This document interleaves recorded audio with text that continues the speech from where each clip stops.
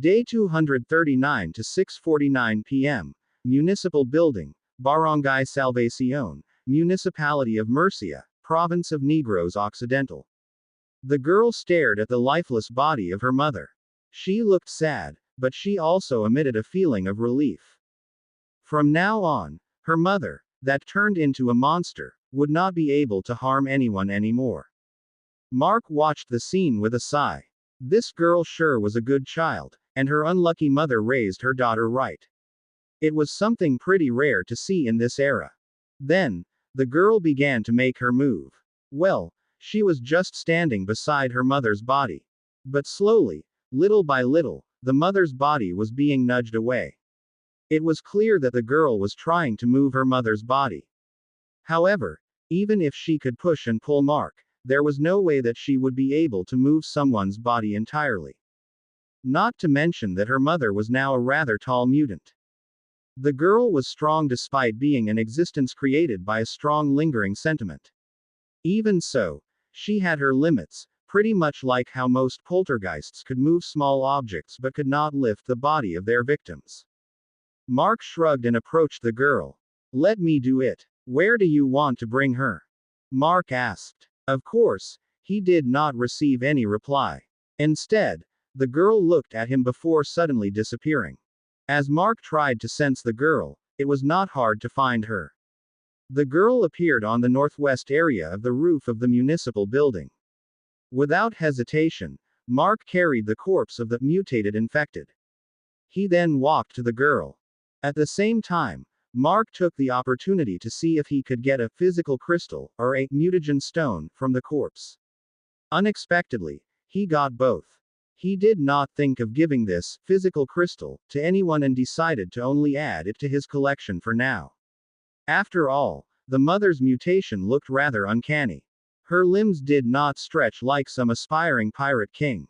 It looked more like her arms had layers that would slip through each other to stretch and contract like a folding umbrella or an old television's antenna. The girl looked at Mark. She noticed the light emitted by the physical crystal. However, she did not show any interest in the crystal, considering the limited range of emotions she could have. She only watched Mark as he approached carrying her mother's corpse. It was when Mark noticed that the girl was standing beside a hole on the concrete roof of the building. It seemed that this part of the roof collapsed to what appeared to be an office space below on the second floor. And the girl was pointing at a visible door in that very office space. The problem was, that door was blocked by a rather large piece of the collapsed concrete roof. Mark glanced at the girl. He could not help but wonder how this girl planned to carry her mother's corpse through that blocked door. He was also curious as to why the girl wanted to bring the corpse there. After jumping down the hole, Mark put the corpse down in the northeast corner of the office. This corner was rather clear of debris since most of the broken concrete was on the west side where the door was. Mark moved out the debris. It was not that much of a hassle to push away the chunk of concrete that blocked the door for someone like Mark. Of course, it would be really hard for a regular person to do the same. The way was clear. Mark opened the door crankily because of the rusted hinges. Even so, he opened it as carefully as possible since he had no idea what was inside. And Mark could not help but frown after the door was opened. The room was a small storage space for office supplies. But that was not the issue here. At the furthest corner of the storage room, sitting in a fetal position while leaning on the walls, it was a rotting corpse of a child that had mostly liquefied already. The floor around the corpse was stained with disgusting black rotting liquid. Mark turned to the girl that now stood beside him. There was no doubt. It was the girl's body. The girl stared at the corpse. It seemed to trigger feelings of fear, hunger, thirst, and despair in her as memories were transferred to Mark once more.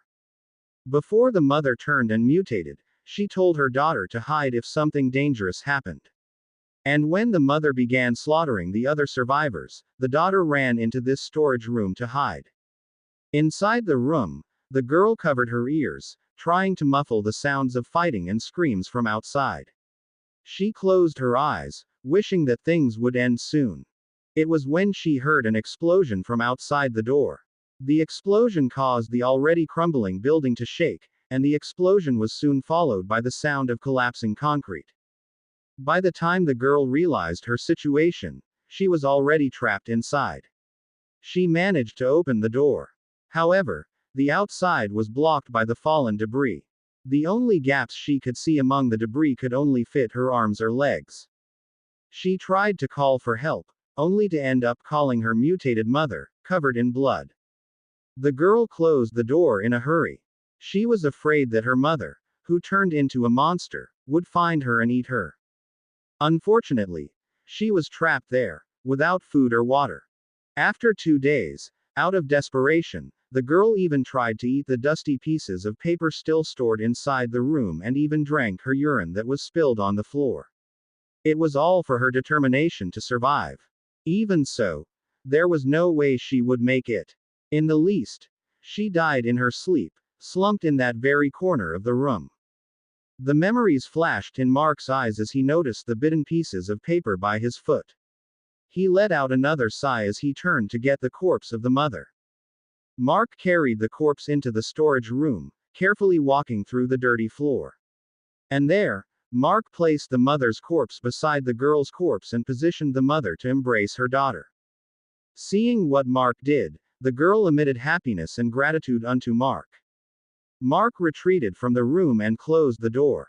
From now on, the mother and daughter would remain here together forever. Do you know where the food is stored? Mark asked the girl, who did not remain inside the storage room. In response to Mark's question, the girl vanished and appeared at the door of the office that led to the second-floor hallway. Mark followed the girl, and he was led to another office room, which seemed to belong to the highest official of this building. There, a few boxes were stored with several blue containers containing purified water. The boxes contained food, mostly canned food and packed instant noodles. The quantity was not that much. Even so, it was more than enough to last a small group of survivors a week or two if eaten sparingly. Mark stored the boxes of food in his ring. However, he decided to leave the water containers. He was pretty sure that these would not be safe for consumption anymore. After getting the boxes of food, Mark searched the second floor a bit. Unfortunately, there was nothing of interest in this place any longer. Thus, Mark decided to return to the camp. After almost an hour and a half of exploring the town, Mark returned to the camp. When he arrived, May and the others were in the middle of serving the food. It looked like Mark arrived just in time before everyone started eating. This was a good thing since if he did not arrive now, May would end up not eating with the others and would end up waiting for him to arrive. The moment the new 3 children received their food, they immediately started eating. It was the first time they had been provided proper food ever since the apocalypse began. Hey, eat slowly. You kids will choke yourselves with your food. Donna scolded the kids, though it barely had any effect. After washing his hands, Mark joined the group to eat dinner. How is the town? May asked Mark as she sat beside him. But before Mark could answer, Huawa, Donna, who was scolding the kids just now, stood up in a panic and screamed. She even almost ended up wasting her food. What's wrong? Bella grabbed Donna's bowl, which almost fell. The younger sister did not reply but shakily pointed in a certain direction. Mark shrugged as everyone looked in the direction Donna pointed at. At that place, a shadowy figure of a girl stood silently, watching their group. Mark's group watched in surprise. On the other hand, the new members looked at the girl in shock. Only Mark did not look surprised. While everyone was looking at the girl, she suddenly vanished. Wah! Another shout was heard as one of the kids saw the girl standing beside Mark. Of course, everyone became cautious. While the new members were afraid, thinking that it was a ghost, May and the others did not have a good impression of shadow people either. Only Mark remained seated, facing the girl. The girl then stretched out her closed hand towards Mark, seemingly wanting to give something to him. Mark, without hesitation, opened his palm under the girl's hand. The girl opened her hand, making a pebble fall onto Mark's hand. And there, everyone heard the girl speak. She spoke in the local language. But for some reason, everyone could understand her words. Thank you. Bye bye. The girl sounded happy. And there, as if her whole body began turning into dusty particles vanishing into the air, the girl began to disappear. It took only a few seconds. The girl was gone, permanently. Her time is up. Huh. Mark shrugged. In the first place, the girl was not a spirit or an earthbound soul. She was nothing but a sentiment, a strong attachment, that was left by the strong emotions of the girl before she died. And now that the reason for the girl's existence was gone, the mother was finally at peace and was reunited with her daughter. Her job was done. It was time for the lingering sentiment to disappear. Gurgur. What is that? May asked Mark. It was not only May. Everyone was interested in what was going on. There, Mark finally answered May's first question. What he found in the town and all he did there. Everyone listened as if listening to a campfire horror story. The end was more of a drama, however. Everyone found the girl pitiful, now learning about her demise. This story also increased the opinion of the new members toward Mark. It could not be refuted as the ghost girl appeared in front of everyone to thank him before vanishing. You're really something else, Donna commented on Mark's story. I felt chills after seeing her. Did you not feel any fear at all? That's a ghost, right? Why should I be afraid? Mark turned to Donna. I'm a demon. I'm far more dangerous than a ghost of a girl. Donna could not make a retort to that. Anyway, you guys should finish eating. It's getting late and I have to bring you all to the base. Mark said, urging the new members to hurry to eat their dinner. Spera approached Mark, looking at his hand. What did the ghost give you? It was reasonable that she was interested. It was something from a ghost, after all. Probably her treasure, Mark said, showing the pebble to Spera and the others. Yes, it looked like a normal gray-colored pebble that some kid would pick up from the street side or parks.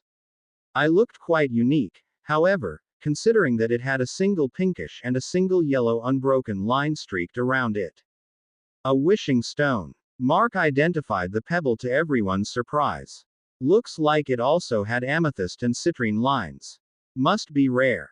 A wishing stone was said to grant wishes if one put it in their pocket or around the person as they made their wish.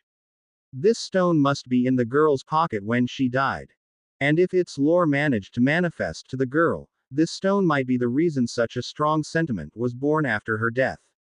Now, the wish was granted. The girl then passed the stone to Mark before she vanished. Mark did not believe the lore of a wishing stone that much. This pebble did not have any sort of magical energy either. It was just a regular pebble that was a bit smelly. Even so, Mark did not feel bad about thinking to carry it around. After all, it was an unexpected reward he got for doing a good deed. Day 239 to 8:02 p.m. Mountain Base, Mount Malabito, General Nakar, Province of Quezon. In this apocalyptic world, sleep time was early for most human survivors. Without free access to electricity, the nights were dark, and the people could only go to sleep if they could. There were those individuals who still had access to electricity. However, these people were only a select few and those who had to oversee the larger government-owned and military-owned settlements. Of course, it was different at the mountain base in Mount Malabito. Nighttime here was bright and lively. Most people were already asleep since they had to do work the next day. Still, there were those who wanted to stay a bit late at night. At this time, a hole in space opened at the foot of the night-evered pure spirit tree. 6 people went out of the hole, with the familiar man in the lead. The man leading the group was, of course, Mark. He came back to bring the new recruits to the base. Bella, Donna, Ilma, and the 3 children looked a little nauseous after passing through the portal. It was not surprising as it was only the second time they traveled through a portal. Not to mention that the first time was when they were inside the mini cube, which lessened the effects for first-timers.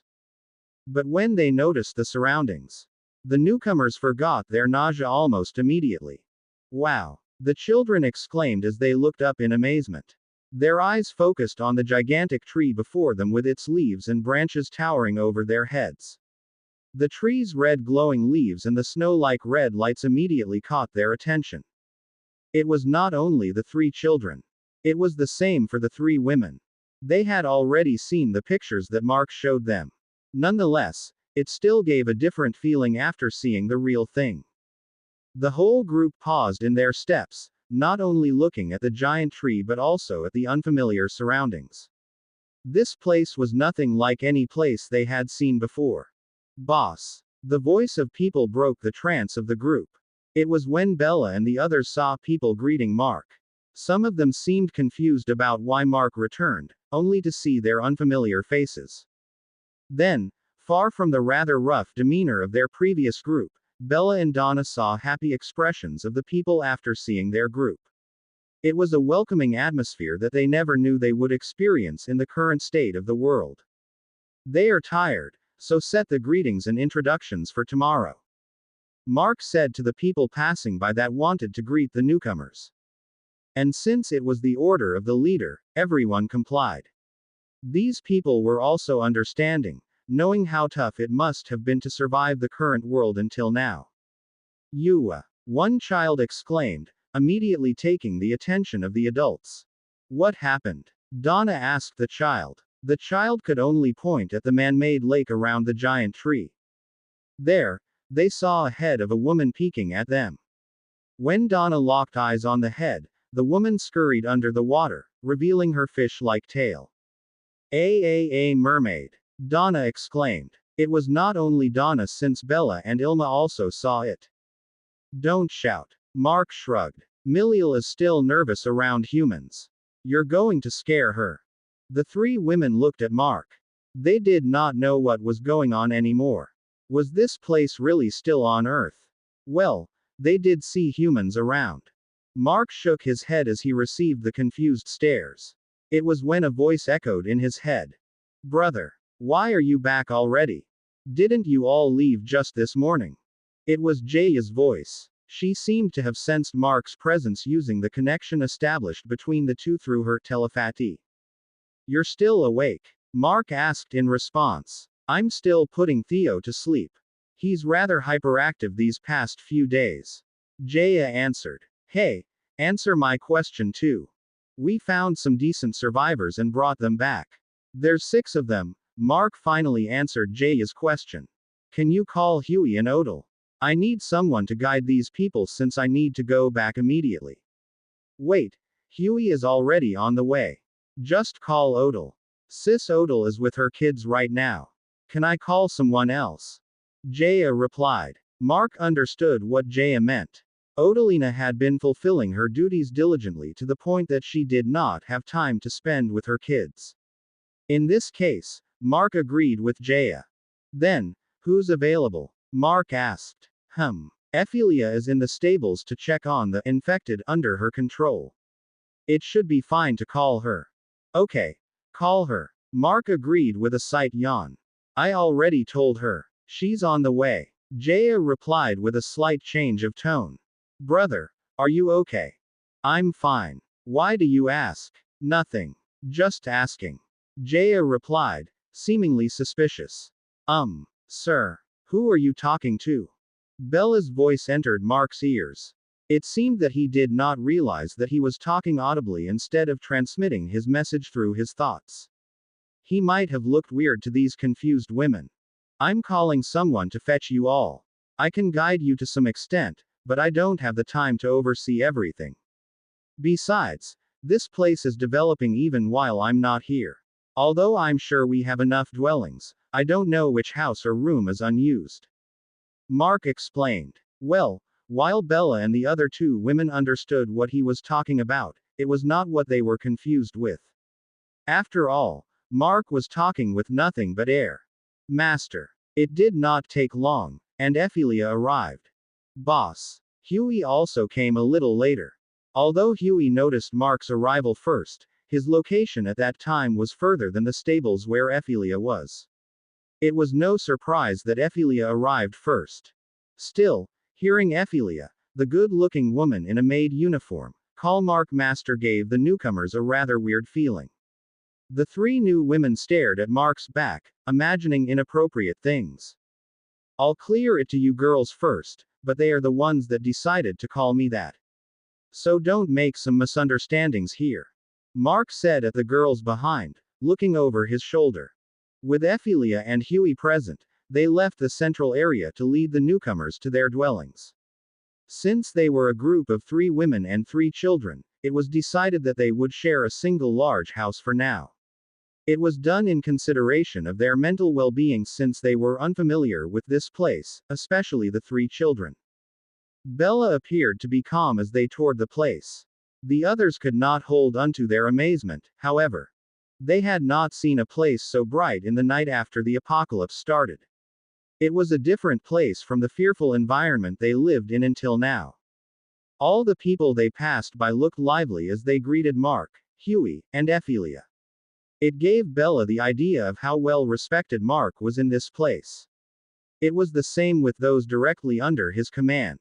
The newcomers were brought to a house in the southern area of the inner district. Bella and the others looked at the house. It was made of wood and stone with black metal supports and foundations. This house was far different from the shabby shelters and old huts they lived in. The newcomers excitedly entered the house. It was only 1 story, but it was rather large for their group. There were even 3 rooms. One was the living room, and the other 2 were bedrooms. There was no kitchen, though. Nonetheless, it was already considered since food was still being rationed. Are we really going to live here? Donna asked as she sat on one of the beds. It's been long since we slept in a proper bed. And this one even had a mattress. Bella and Donna came from a poor family. They were used to sleeping on wooden and bamboo beds. It could be said that the beds before them were a luxury for them. There are only 2 beds, Ephelia said in English. I'll send people to bring spare beds later. Do you want individual beds? Due to the local language barrier, everyone present was speaking English at the moment. It was good since while most Filipinos have different local languages and dialects, they were familiar with speaking English. Bella and the others talked for a bit and replied to Ephelia. Just 1 more bed for Ilma. Donna said, looking at their friend. It was also Ilma's suggestion. Her body was on the heavier side, so it would bother others if she shared a bed with them. Besides, the double beds were not too large. The 3 children could fit in one and the sisters in another. Well, it was already planned that the other bed would be lined beside Bella's and Donna's, so the 3 would still sleep together. Wait. It seems quiet. Bella mentioned as she noticed that it was only the adults currently present. They're here, Mark said, pointing at the other room. Everyone peeked through the door. The 3 kids were already lying on the bed in rather disorganized positions. It seemed that they were just testing the bed when they inadvertently fell asleep. It was not surprising that the kids fell asleep. I'll be leaving now, Mark told Bella and the others. If you all need something, just ask them. We will. Thank you. Donna replied with gratitude. Because Mark decided to invite them, they were now sure that their lives in the future would be far better than they had in the past. Huey, you fetch the bed. I'll see Master off, Ephelia said to Huey as she escorted Mark. Huey shrugged and told the newcomers to wait for the other bed as he also went out. While walking towards the portal under the night-evered pure spirit tree, Ephelia walked beside Mark, a step slightly behind. It was when the loyal royal maid asked Mark, Master, are you okay? Mark turned to Ephelia. It was the second time he was asked this now. I'm fine. Ephelia looked at Mark's face with a frown. There was no way that Mark did not notice. However, he was saying that he was fine. Thus, Ephelia shook her head slightly and said, Please, take some rest later. I will, I guess. After that short conversation, Mark returned to Negros Occidental through the portal. Is he really fine? Ephelia murmured as the portal before her closed. Day 239 to 10:11 p.m. Barangay Salvacion, Municipality of Murcia, Province of Negros Occidental. It was about an hour since Mark returned. Around the campfire, a few figures sat. Well, one was lying down. You look worried, Spara asked May, who sat on the other side of the campfire. Her eyes then lowered, looking at the person sleeping on May's lap. May caressed Mark's hair. The guy had fallen deep asleep on her lap after being forced to lay down. Gerger is trying not to show it, but he looks like he's in a bad shape for a few days now. May said. Now that you mention it, he's falling asleep rather easily these past days. Spara said with a tilt of her head. That was right. Mark, a person who could go for a few days with no sleep, was falling asleep very easily. And everyone had no clue what was going on. In fact, Mark wanted to stay up and take guard for the night like usual. However, May forced Mark to lay on her lap and began caressing his hair. And Mark fell asleep in a few moments, which looked really unnatural. In the first place, Crimson was guarding the camp. There was no need to stay up all night. If he doesn't want to say what is going on, let him, Spara shrugged. Just make sure to take care of him. He might be overworking himself. May nodded. Even so, she would prefer if Mark would tell her what was happening. The next day came. Mark woke up and shrugged. He fell into May's trap. Not like he would blame her. May, on the other hand, was carefully observing Mark. She noticed. His state did not recover with sleep at all. It really began to worry her. The group had their breakfast. It was a pretty heavy one since they planned to travel the whole day today. They needed to find Sinogo as fast as possible. But then, halfway their meal, everyone shivered as they all turned to the sky southeast of their location. A beam of light tore through the sky, passing over the peak of Mount Canlaon. That beam of light and this suffocating feeling. Darn. Looks like the search is over before we even started. Mark remarked. Day 240 to 9:15 a.m. Barangay Salvacion, Municipality of Murcia, Province of Negros Occidental. A beam of light that tore through the morning sky. It was far brighter than the morning sun, causing almost everything in sight to darken. It was too bright that it erased the shadows of the mountains for a few seconds. Mark and the others covered their eyes due to the bright light. And as sudden as it appeared, the beam of light vanished. Cover the food, Mark said as he took the initiative to cover the pot they cooked their food in. Everyone else followed Mark's instructions. It was not hard to see why. From the peak of Mount Canlaon, a cloud of dust and smoke began to spread. It was very likely that the beam of light hit the mountain's peak to cause some damage. What should we do next? Chemetrice asked Mark. He and Ilya were not familiar with this beam of light. However, they understood who caused it by Mark's initial words. Let's prepare to leave immediately. This place isn't that safe since we are not too far from the mountain. We can continue eating inside the mini cube. Everyone agreed with Mark's instructions. It was not like they were at the foot of the mountain. But since they could feel the terrifying energy from their location, it was not safe to stay there. Still, it was annoying to be disturbed in the middle of their breakfast. Everyone hurried to prepare, folding their tents and storing their belongings. They then made their way into the mini cube, with their food still in hand. Chemetrice, Ilya, fly around the northern area of the mountain. We will observe the situation first. We can't let ourselves get dragged into whatever is happening on the other side right now. The two nodded as they piloted the floating vessel towards the sky. As Mark ordered, the mini cube beelined towards the northern area of Mount Canlaon. The floating vessel flew as high as possible to a height they could see the situation on the ground without getting spotted easily. This, Spara voiced out as they saw what was going on. If they were still around the west side of Mount Canlaon, it was impossible to notice it. War was already raging on the other side of the mountain. To be exact, in the plains between the eastern coast and the foot of Mount Canlaon. The place seemed to be a natural grassland both in earth and the spirit dimensions. Thus, it remained a flatland even after the fusion of dimensions. Still, there were small forests here and there, but the majority of the land was filled with grass. It was a perfect place for two armies to oppose each other.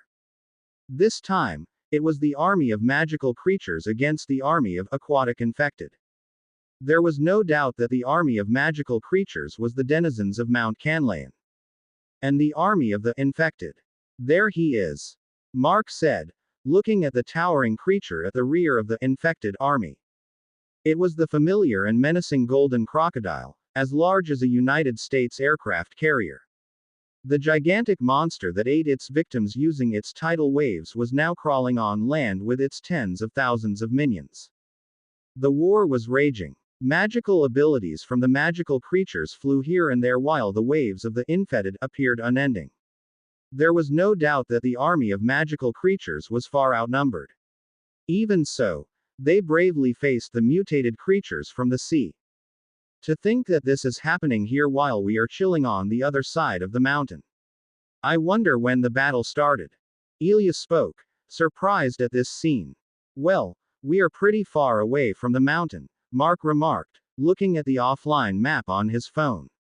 I don't think we will be able to see anything over the more than 3-kilometer mountain when we were around 20 kilometers away from it. Mark's words were correct. The center of the war was also happening around 10 kilometers away from the foot of Mount Canlaon. There was no way they would notice what was going on the other side of the mountain when they were around 30 kilometers away and with a 3-kilometer wall blocking their view. Is that really Sinogo? Feng Zhiro asked. As a cultivator, she had a rather sensitive sense of danger. She could feel the pressure from the giant golden crocodile despite the distance. Well, it was not only her. Everyone in the group was feeling the pressure too. They had some stinging sensation on their skin. Their bodies also felt heavier than normal. It was just worse for Feng Zhiro, who did not receive the blessing from the trial of regrets. That's the enemy. Spera had the same reaction as Feng Zhiro after seeing Sinogo. Mark, his family, and Amihan aside, it was the very first time the current members of the group to see Sinogo. Their reactions were reasonable. It was only Chimetris and Ilya who remained calm.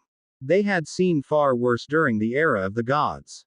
Of course, it did not mean that they were unaffected by the godly pressure that Sinogo exuded. This godly pressure, Mark and the others could feel from afar. Then, how were the magical creatures faring against this pressure? Eating his breakfast, Mark watched the situation on the front lines. Looks like they have some protection on them, Mark commented after seeing that the magical creatures seemed to have a glowing aura around them. Even so, they are not faring well. The situation was a grave one for the magical creatures. It was not surprising. Not only the protection they had could not resist Sinogo's godly presence entirely, but every death in their ranks was another addition to the enemy's numbers. Furthermore, the threat was not only Sinogo. Aside from Sinogo, which was as large as an aircraft carrier, there were around 10 behemoth-class infected rampaging on the battlefield, all equipped with their uncanny abilities. There were also countless mutated infected, giving the army of magical creatures more to worry about. They are being pushed back, Iola said, describing the situation below. The mature-minded Iola was assessing the situation seriously. On the other hand, it's like a movie, the calm Abigail childishly exclaimed, which no one in the group could refute. This kind of scene involving thousands of magical and sci-fi creatures was definitely something that one could only see in a movie in the past. Shoom. All of a sudden, another beam of light was fired. This time, the shot was fired towards the sky. Every time that Sinogo fired a beam of light, the surroundings trembled. Those attacks caused the godly pressure to multiply, weakening the magical creatures further. Why is he firing his attacks like that? Mark murmured, confused as to why Sinogo was firing beams. Not to mention that it was at the rear of its infected army. There was seemingly no reason for it to fire deadly attacks like that. Gurgur. Someone is fighting Sinogo. There's two of them. May reported, with her eyes zoomed in Sinogo's direction. Your eyes really are something, Ilya remarked at the side. I don't think even Master can see that far. Can you, Master? And to Ilya's question, Chemetrice shook his head. Even I can't see that far. At this distance, we can only see that golden crocodile due to its size and because we are looking from the sky. Even the creatures further away are nearly dots to us. That was right. In the current position of the mini cube, they were more than 10 kilometers away from Sinogo. A vent he infected around Sinogo could not be seen clearly and only looked like dots. Can't we come closer? Spera suggested. I wish we can. Mark shrugged. But that guy shot me with a beam from over 3 kilometers away while I'm optically camouflaged. Imagine what will happen if we got too close without a plan. Spera groaned after her suggestion was shot down.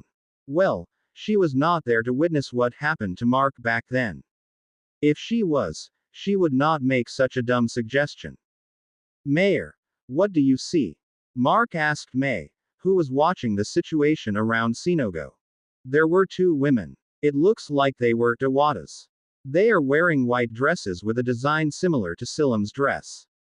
May replied. I see. Mark nodded in understanding. They're definitely Dawatas. Only their kind would be able to resist Sinogo's presence in close proximity. But Gerger, May frowned. They don't seem to be attacking a lot. They are just flying around Sinogo. So, they are only distracting it, Ilya chimed in. They are smart. Both Chemetrice and Mark agreed with Ilya's words. It's good that they are distracting Sinogo, Mark added. If they don't, their army won't last long. Those words from Mark made Spera, Amihan, and Feng Jiro about what was going on. If Sinogo was left alone to do what he wanted in this battle, his beams alone could kill hundreds of people, if not thousands. With the 2 Dawatas diverting Sinogo's attention, the giant crocodile would not be able to obliterate the magical army in a short time. Though, that's what I think. Mark added in an odd tone as if retracting his previous statement. I don't think Sinogo used that attack against their army. There's no sign that it was used at all. Now that Mark mentioned it, there was no way that those beams of light would not leave any trace after being used. However, there was no sign of it around the battlefield at all. It seems that the beam we saw earlier is the first one. Mark continued. And it's not aimed at the army, is it? Spera said to the side. Right. There is no way that it's aimed at the army. That attack was aimed at an angle that only hit the mountain's peak. Mark explained. Gerger.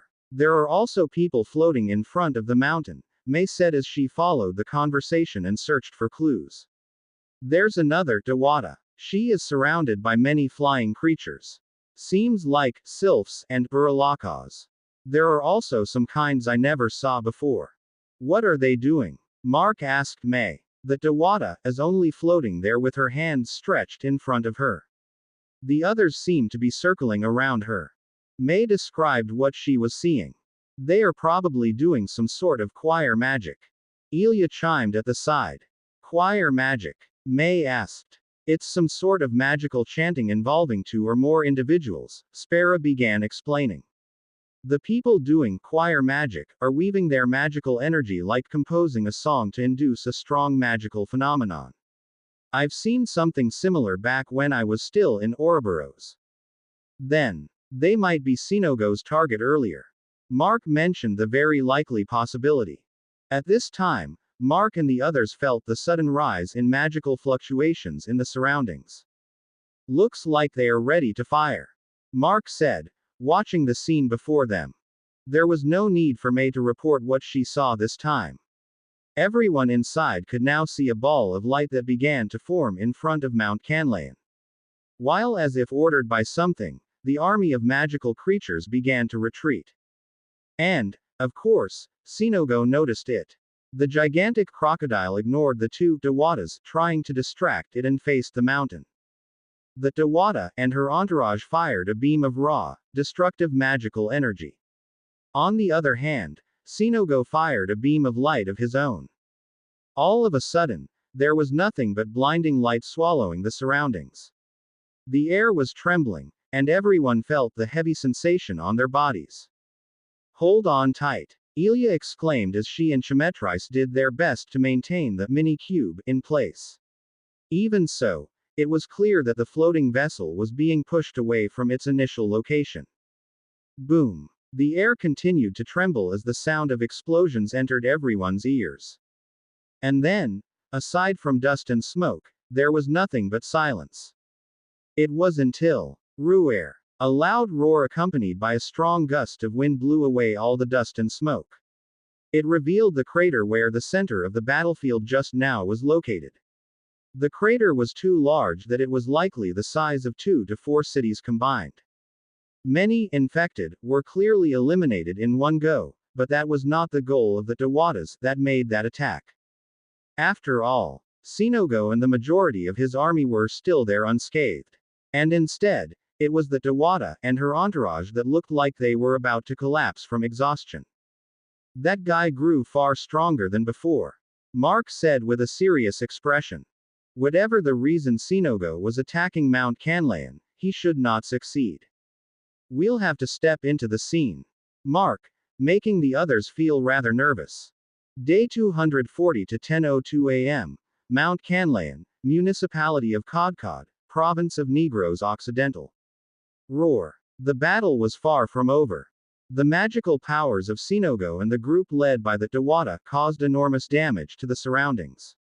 The large crater in the middle of the flatlands was the evidence of it. And, of course, the same went for deaths from both sides.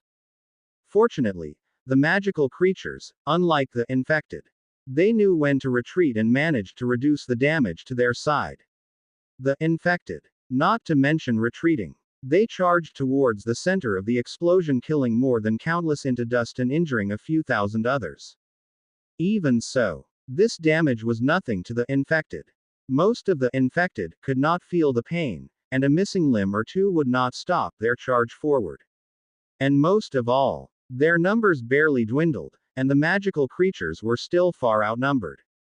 The worst thing, the leader of the magical army was now exhausted.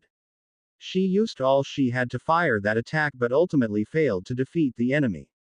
And now, they were in a deep dilemma. With the strongest Tawata they had exhausted, there was no way for them to fight the rampaging Sinogo. But even so, there was no way they would just give up the fight. The two Tawatas, tasked to distract Sinogo, flew towards the gigantic crocodile once again. It was the same for the army of magical creatures, who now charged towards the infected army once again. Once more, the battle ensued. This time, around and before the scorched crater. The only advantage of the magical creatures was that they were far more intelligent compared to the infected. Since the infected continued to charge forward without regard to the terrain, many of them fell onto the crater.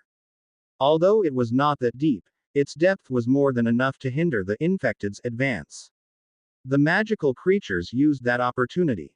They began baiting the infected into the crater, making it easier to attack the enemies without cover.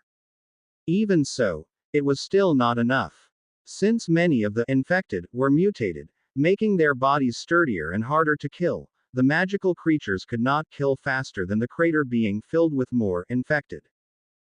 On the other side, the spectators of the battle, Mark's group, received their leader's orders. And although not everyone was happy with Mark's arrangement, they could only comply. After all, this battle was not like the previous ones they had. It was a fight against something that acquired a god's power. After the members of the group received the orders, everyone moved with Mark's words echoing in their memories. Chemetris will go with me to fight Sinogo. Mark and Chemetris alighted from the mini-cube and flew towards the battlefield. The arrival of the two came almost unnoticed. Most of the magical creatures were focused on the battle to notice them fly over the two opposing armies. Those that saw the two, however, thought that they were allies. It was not exactly wrong, but definitely not right either. Mark and Chemetris soon arrived where Sinogo and the two other Tawatas were locked in a battle. And, of course, the two Tawata, and unexpectedly, even Sinogo showed negative reactions to their arrival. Especially Sinogo. Mark was sure the giant crocodile was staring at him after he arrived. And, THOOOOM. A beam of light fired toward Mark without warning, ignoring the two Dawatas trying to distract Shinogo. This time, however, damn, this bastard. You think that will work again? Mark grumbled after turning back from his misty form. Unlike the previous time, Mark was carefully paying attention to Shinogo. He already became a victim of Shinogo's surprise attack once. He would be an idiot to fall onto the same trick twice. Even so, it made Mark think. What in the world was Shinogo's problem? Shinogo shot the same attack at Mark before. Now, he did it again. No one would think that it was odd the previous time. However, there were two Dawatas around Shinogo. Why would he attack Mark instead? And now, THOOM. THOOM. THOOM. Shinogo shot 3 more, smaller beams at Mark. This made not only Mark but everyone around extremely suspicious about Shinogo. And also, of course, Mark. Demon. What is filthy spawn like you doing in this place? And there it was. The ingrained hostility of Dawatas towards the Demonkant. The surprising thing, however, only one of the two Dawatas showed such hostility. Chimetrice. Can you stall the guy below? I'll talk to these two first before they start attacking us from behind. Mark said to Chimetrice amidst evading another beam. No problem. Chimetrice replied as he actually stood against one of the smaller beams that shot at Mark and blocked it. Not only did he withstand the impact while in the air, Chimetrice only received a slight burn on his arms. As expected, Chimetrice could handle this kind of attack. Gods ganged up on Chimetrice in the past and were never able to completely destroy his body. An attack from someone like Shinogo would not kill Chimetrice. Of course, killing Shinogo was one thing. Even if Chimetrice had the strength to fight and kill anything lower than a deity, it was still questionable if he had enough power to kill those above. This scene was a rather shocking surprise to the two Dawatas. They would be obliterated to dust the moment they got hit by that beam. Yet, Chimetrice shrugged it like nothing. They could not help but feel warier towards the two. It was not only the two Dawatas who became surprised. It was the same for Shinogo, who had never seen anyone withstand his attacks up front. His focus switched from Mark to Chimetrice instantly. Shinogo switching targets was the best scenario for Mark. Ilya, that mini cube will be left for you to pilot. Approach that Dawata, that seems to be the leader of this army. You will also handle the communication along with Jiro. Tell them that we are here to deal with Shinogo. That should be enough to tell them not to stab our backs. Following Mark's orders, Ilya piloted the mini cube towards the central area of the magical army. She lowered their altitude and moved slowly to not alarm the magical army in a threatening manner. Of course, the magical creatures became extremely wary, seeing the floating vessel that they had never seen before. Flying creatures began to block the path. However, their wariness allowed them to think of not doing any foolish moves. While humans were afraid of the unknown, the same went for magical beings. The mini-cube slowly came to a halt as it reached the blockade. It made the magical creatures less wary.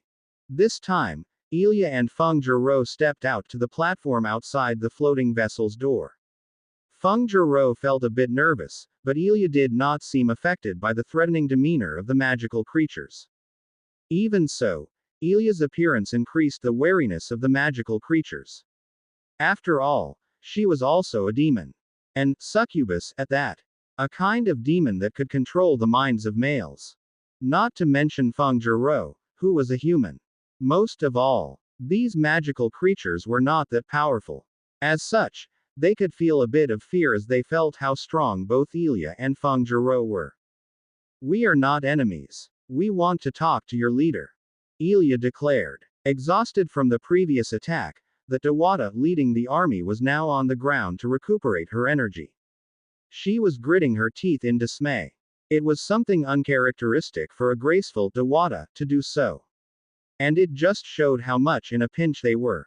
The Dawata watched the odd floating vessel as if flew closer. She wished that it was not an enemy. They were already on the losing side of this battle. She did not want to have another threat to deal with. And hearing Ilya's declaration, the Dewata floated from her position towards the line of the magical creatures blocking the floating vessel. Dewata, are you going to meet them? A sylph flying beside the Dewata asked. That is a powerful demon. They might want to harm you. Do not fret, the Dewata replied. That woman might be a demon, but I don't sense any ill intention. The Dewata floated to a certain distance in front of the floating vessel and declared. I am Alawana, the protector of this sacred mountain. State your intentions. The Dewata Alawana spoke in a graceful and dignified manner. She was doing her best to hide her current weakness. Allowing strangers to see her current state could spell trouble. Not only to her but to her people. However, Ilya had already seen through her facade. Not like she cared. Boom. Suddenly, the loud booming sound echoed. It made everyone turn to the east. Only to see the giant crocodile and his giant, infected, proactively fighting something.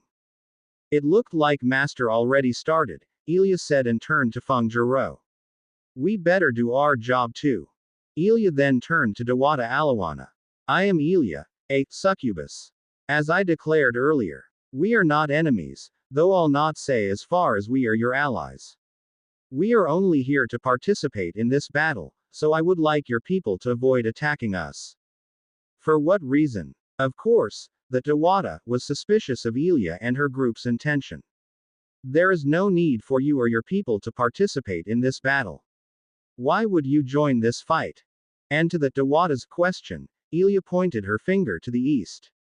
That, Ilya answered. Sinogo is our target. We can't let that continue to exist. Once you and your people fall here and he reached your sacred mountain, he will grow stronger and attack other places. He will become unstoppable, and he will end up destroying this country. We need to stop Sinogo before that happens. The Dewata and everyone listening fell silent. What Ilya said was true. This was not just a battle for their home. This was a battle with everything in this country, or probably the whole world, at stake. Whether it be spirits, elementals, humans, or demons, their race did not matter. Everything would be in danger in the face of the rampaging godly being. Spera, go and fetch Ephelia, Jaya, Bella, and Donna. I know Bella and Donna just arrived there last night, but we will need their help in this plan. The Dewata could only agree with Ilya's proposition. There, the mini-cube was allowed to land at the foot of the mountain. It was where the final line of defense was being built. With the mini-cube being on stable ground, everyone inside alighted, making the magical creatures and the Dewata surprised. It was a group of powerful individuals, composed of demons, humans, and even a surprisingly powerful sylph. And most of all, 3 artificial beings, in the form of 2 animals and 1 humanoid. We managed to secure the area. I'll go do my task. Spera said as she opened a portal, to the surprise of everyone around them. Go faster. Gerger is fighting a dangerous enemy there. May told Spera. Geez, you only worry about your husband. Chemetris is also there, you know. Spera said as she jumped into the portal to call reinforcements. That is. Dewata Alawana exclaimed while talking to Ilya. We are calling for a few reinforcements.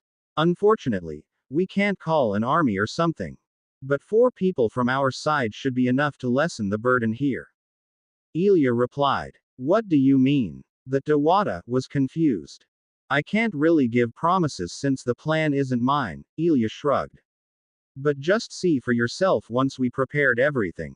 Surely, the Dewata and her people were extremely confused about what was going on. However, they were in a pinch, and they would gladly accept any help they could find. On the other side, what the Dewata was worried the most about was the battle currently unfolding at the rear of the soulless horde. From what Ilya said, their leader and her master were there to fight Sinogo. Just how powerful were those 2 people to cause such havoc within the enemy lines? Day 240 to 10:11 a.m. Mount Canlayan, Municipality of Kodkod, Province of Negros Occidental. Mayor. Amihan. Work together as support. You two already know what to do. Following Mark's words, Amihan sat on May's shoulder as she jumped on top of the mini cube to gain a vantage point. Under the watch of the still wary magical creatures, May aimed her sniper rifle greatsword, the magic weapon, shooting moon blade, and shot. Bang! The loud sound of gunshot sure surprised the audience as they all flinched while covering their ears. People thought that noise during New Year's celebration would drive away evil spirits. But it was not the case, as every magical creature would be driven away by it. Their senses were far higher than humans, and loud noises were more than enough to hurt their ears if they were unprepared. Fortunately, loud noises were the least of their concern in this place. The collateral damage done by May was not much of a problem. And instead, Guuak, the sound of a wail of a dying frog was heard. Everyone saw a giant, infected, frog about the size of a minivan collapse amidst its 5-meter-high leap of fate. May's bullet punctured a cannonball-sized hole in the frog's head, killing it from more than 2 kilometers away. Amihan. Okay. May and Amihan exchanged words. And then, everyone felt a sudden gust of wind. The magical wind gathered atop the floating vessel and around May and Amihan. This magical energy surprised everyone in the surroundings, especially the sylphs. None of them could exude such a powerful magical fluctuation. The surprise was not exclusive to the sylphs. It was the same for the surrounding magical creatures. After all, sylphs were known as a weaker race of elemental spirits and were known to be incapable of using strong magic on their own. And yet, the magical fluctuation emitted by the single sylph on the demon woman's shoulder was far greater than several dozen sylphs combined. Then, bang, shoom. The people in the surroundings could only brace themselves as the strong gust of wind passed by them. A bullet empowered by a magical spiral of wind. It flew over the heads of the magical army. It then pierced through the lines of the army of the infected. The members of the magical army came in various sizes. On the other hand, the infected army was composed of creatures far bigger than they should be. As such, while the magically infused bullet only passed over the heads of the magical army, it tore through the gigantic enemies. Around 100 infected were pierced by the sniper bullet and torn to minced meat by the surging gust of wind. The kill count of the shot might be a small portion compared to the entire infected army. Yet, a single shot killing that many was far more than enough to gain the awe of the magical creatures, who were struggling just to kill a single infected. This infected army was far different from your usual infected horde. They barely had any humanoid infected, and were mostly composed of animals and aquatic infected. Unlike infected humans, infected animals tend to grow larger than their uninfected counterparts. Thus, it was not just an army of infected. It was an army of gigantic infected. Due to this, even if some of the races within the army of magical creatures had uncanny abilities and magic, it would still need several of them to bring down one enemy. It was no surprise that they were in awe of the combined attack of May and Amihan. As for you girls, get the golems and protect your mama and the others. We don't know the people below, and we can't completely trust our backs on them. Gale, Miracle, don't run around too much and stay together with your eldest sister. Iola, sorry, but watching your sisters is your priority this time. With their mother starting the supporting attacks, it was the cue for the little girls to move. Together with their golems, the 3 girls positioned themselves in front of the mini cube. Both Abigail and Miracle were raring to fight. It was within the nature of the two, after all. However, they heeded their father's words to stay with their eldest sister. The two were smart girls, and they would not ignore Mark's words without any proper reason. On the other hand, Iola took the position behind her sisters.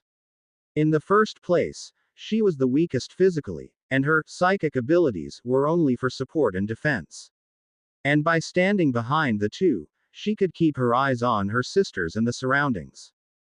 Iola understood that their task was given with strict consideration by their father. First, they could not just jump into a battle where a godly being was involved.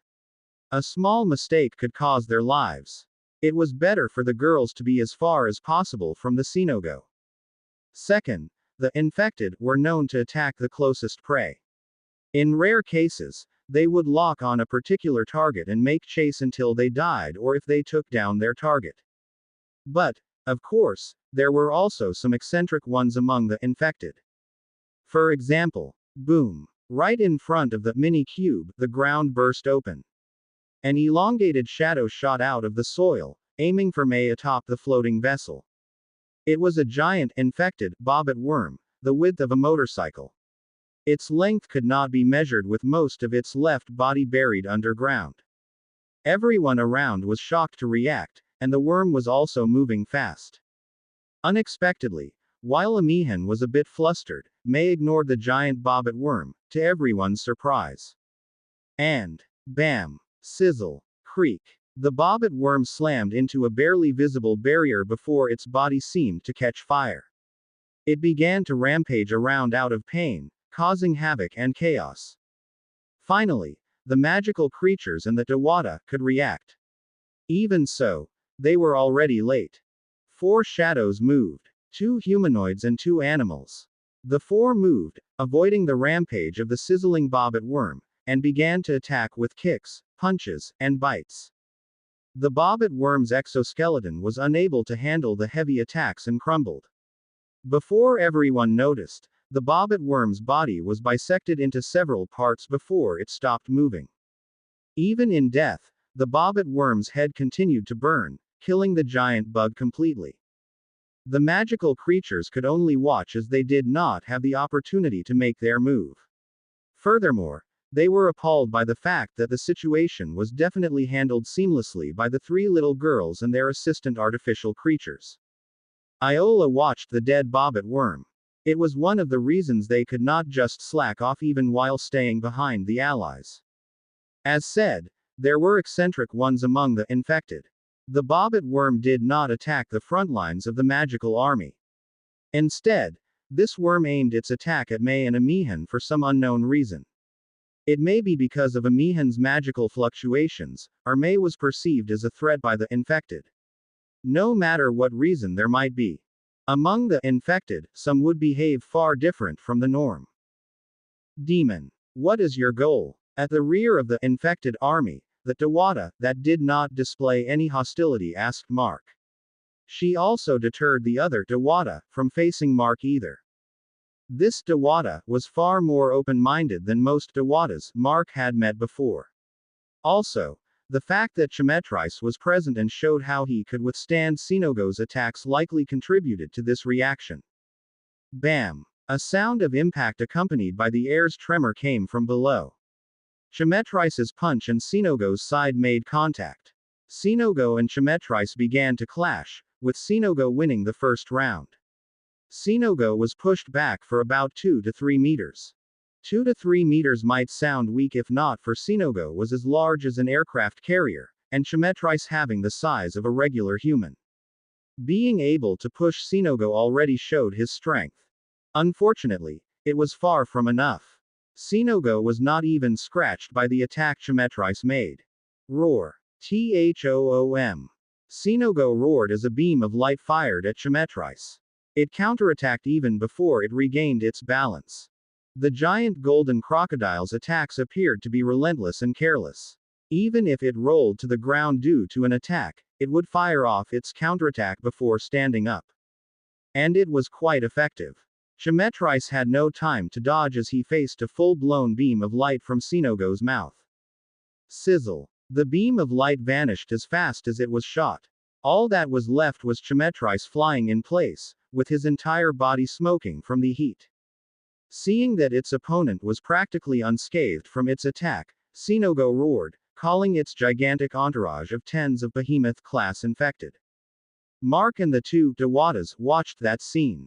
Seeing that Chemetris could hold his ground without problems, Mark turned to the open-minded Dewata.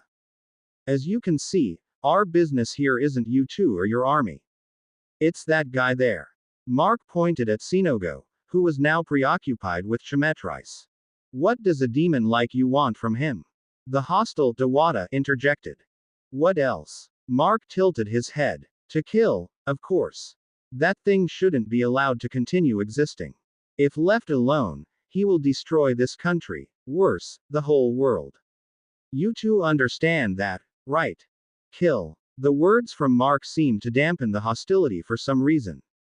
Do you know who you are trying to go against? The hostile Dewata asked Mark, trying to confirm something. It's Sinogo. Or at least his empty husk after becoming infected. Mark replied with a shrug. The two Dewatas now understood that Mark and Chimetrice were here to fight Sinogo. They knew who Sinogo was, and the two came here to stop his rampage. Finally, they came to a conclusion. I am Tinala, and this is my younger sister, Binatuan. The hostile Dewata introduced herself and the open-minded Dewata. I will agree to cooperate. But one wrong move and my magic will be aimed at you. The name's Mark. That guy there is Chimetrice, Mark responded in kind. By the way, I'm not really asking for cooperation. If you two want to run away, just go. Tinala could not help but stare at Mark in annoyance. But then, whoom. Mark and the two Dewatas heard the loud gust of wind as they saw the enemy lines being moved down to minced meat. Looks like they already started. Mark murmured to the confusion of the two Dewatas. It was when the two Dewatas froze as the voice of their eldest sister echoed in their ears. Mark also heard the voice, making him pay attention. It was not telepathy. It was sound transmission. Tinala, Binatuan, I heard what is happening. The demon in front of you is an ally. The members of his group are currently with us, helping defend our sacred ground. Cooperate with the demon named Mark and vanquish the soulless Sinogo. We understood. Both Tinala and Binatuan replied in unison. As for the pure-blood demon named Mark, I apologize for my sister's rudeness. I am called Alawana, the current protector of the sacred mountain of Canlayan. In the name of our goddess Lan, please assist us to destroy the enemies of our land. Mark tapped his chin as he felt the gaze of Tinala. It seemed that she hated the fact that their eldest sister apologized to a demon due to her hostile attitude. I don't mind the attitude. I've met a few other Dewatas, and only two did not show hostility upon first meeting. I'm used to it, Mark replied, looking at Binatuan. And for your request, there's no need to do that. I'm pretty sure Sinogo wanted to reach your mountain and absorb its energy. Once that happens, we're all doomed. Whether you request it or not, we need to kill Sinogo here. Then, please allow my sisters to help. I do not know if they would be of help to you, but we cannot just run away and watch. Dewata Alawana replied. Well, that depends on your younger sister. She's still glaring at me as if she wanted to boil me alive. Mark shrugged, paying attention to the battle below while being pierced by Tinala's pointy glare. Please, just ignore her impudence. She might look like it, but as I commanded, she will cooperate. Dewata Alawana replied in a worried tone. If that's the case, then all right, Mark nodded. My companion below is already being swarmed by giants, so it's better to end this here. I agree. May the goddess guide you. Dewata Alawana replied and ended the sound transmission. Now that everyone agreed to cooperate, Mark could now commit to the battle. At least now, he would not be worried that someone would stab them from behind. Day 240 to 10:16 a.m. Mount Canlayan, Municipality of Kodkod, Province of Negros Occidental. With the alliance established, Mark and the two Dewatas moved to join Chimetrice to fight Sinogo and his minions. Below, Chimetrice was pretty much struggling. Not that he could not handle the enemy. However, even if he was powerful, what he could do in the middle of several gigantic opponents was limited. Especially since Chimetrice had yet to release his true form. Chimetrice's body was a combination of several holy and demonic creatures. Yet, he looked like nothing else but a human with wings of a falcon at this moment. It was not like he was trying to hide his real appearance.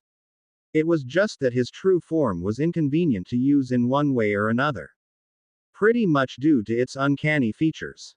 For example, half of his body was made of the cursed tree he was sealed in. Thus, Chemetrice reshaped his body into a more human-like form. But also, because of this reshaping, he could not exert his original power to the fullest without releasing his true form. In the first place, Chemetrice was following Mark's example. It was to not use their powers and abilities carelessly. It was due to the residue of their magical energy, possibly causing the infected to mutate into stronger and unfathomable beings. Now, of course, Mark had a lesser restriction on this part. Earth and the spirit dimension had fused, and magical energy now existed on Earth. Sooner or later, some of the infected would gain magic-type mutations. Still, Mark and Chemetrice's powers were too powerful to let the infected get a hold of it. Well, now was not the time to keep these restrictions. Since Chemetrice lacked power, he needed a stable foothold to exert more strength in his attacks. He landed on the ground and began fighting using his fist. He managed to kill and topple some of the behemoth-class infected. However, he could not do so continuously due to Sinogo's presence. Soon, Sinogo and the more than a dozen behemoth-class infected surrounded Chemetrice, and his figure was covered by the enemy's gigantic bodies. It was then. Ha! Chemetrice let out a loud shout. Boom! All of a sudden, the ground shook. The bipedal infected giants, who had less sense of balance, were toppled to the ground while the others flinched. Even Sinogo felt awed and jumped back, causing more destruction due to its sheer size and weight. The giants fell to the ground, causing dust to cloud the surroundings aside from one place at the center. There, Chemetrice stood with his left hand reaching to the ground. His true form was, once more, unveiled. His 6 wings from different creatures expanded, and the evil aura within him exploded. It was a form of a devil with the appearance of a chimera. Or maybe, a chimera made to resemble a devil. A devil chimera, to fight against the gods. The 3 that were about to join the battle could only pause midair. Mark could not help but smile while Tinala and Binatuan shivered in fear. That is. The more conservative Tina was in utter shock. As a Dewata, born from nature and harbored positive energy, they were distraught to feel the negative energy from Chemetrice. Don't worry, Mark spoke, looking at the Dewatas behind him over his right shoulder. An evil energy doesn't inherently mean an evil entity. He was created like that and not because he wanted to be one. Besides, it's not like his aura is harming you too. The 2 Dewatas stared at Mark and at the scene below. It was true. They felt fear due to the natural aversion due to the nature of their energies. However, Chemetrice's evil energy felt rather tame and contained to cause them any harm to anyone aside from the enemy. Ruer! Sinogo roared as loud as he could. He then opened his mouth as wide as possible. And there, raw energy began to gather. Well, **T. Mark cursed. Who would expect that Sinogo would feel threatened by Chemetrice's transformation? Worse, Sinogo was charging his attack while facing Mount Canlaon. If this attack succeeded, everything on the battlefield would be wiped out in an instant, including the entire Mount Canlaon. Everyone that saw the scene began to panic. Even the front line had gone disarray, causing the infected to push forward and out of the giant crater. Chemetrice! Stop him! Mark shouted with utmost urgency. He did not even wait for the 2 Dewatas to react. Whoosh! Mark's body vanished into a surge of black mist and headed towards Sinogo.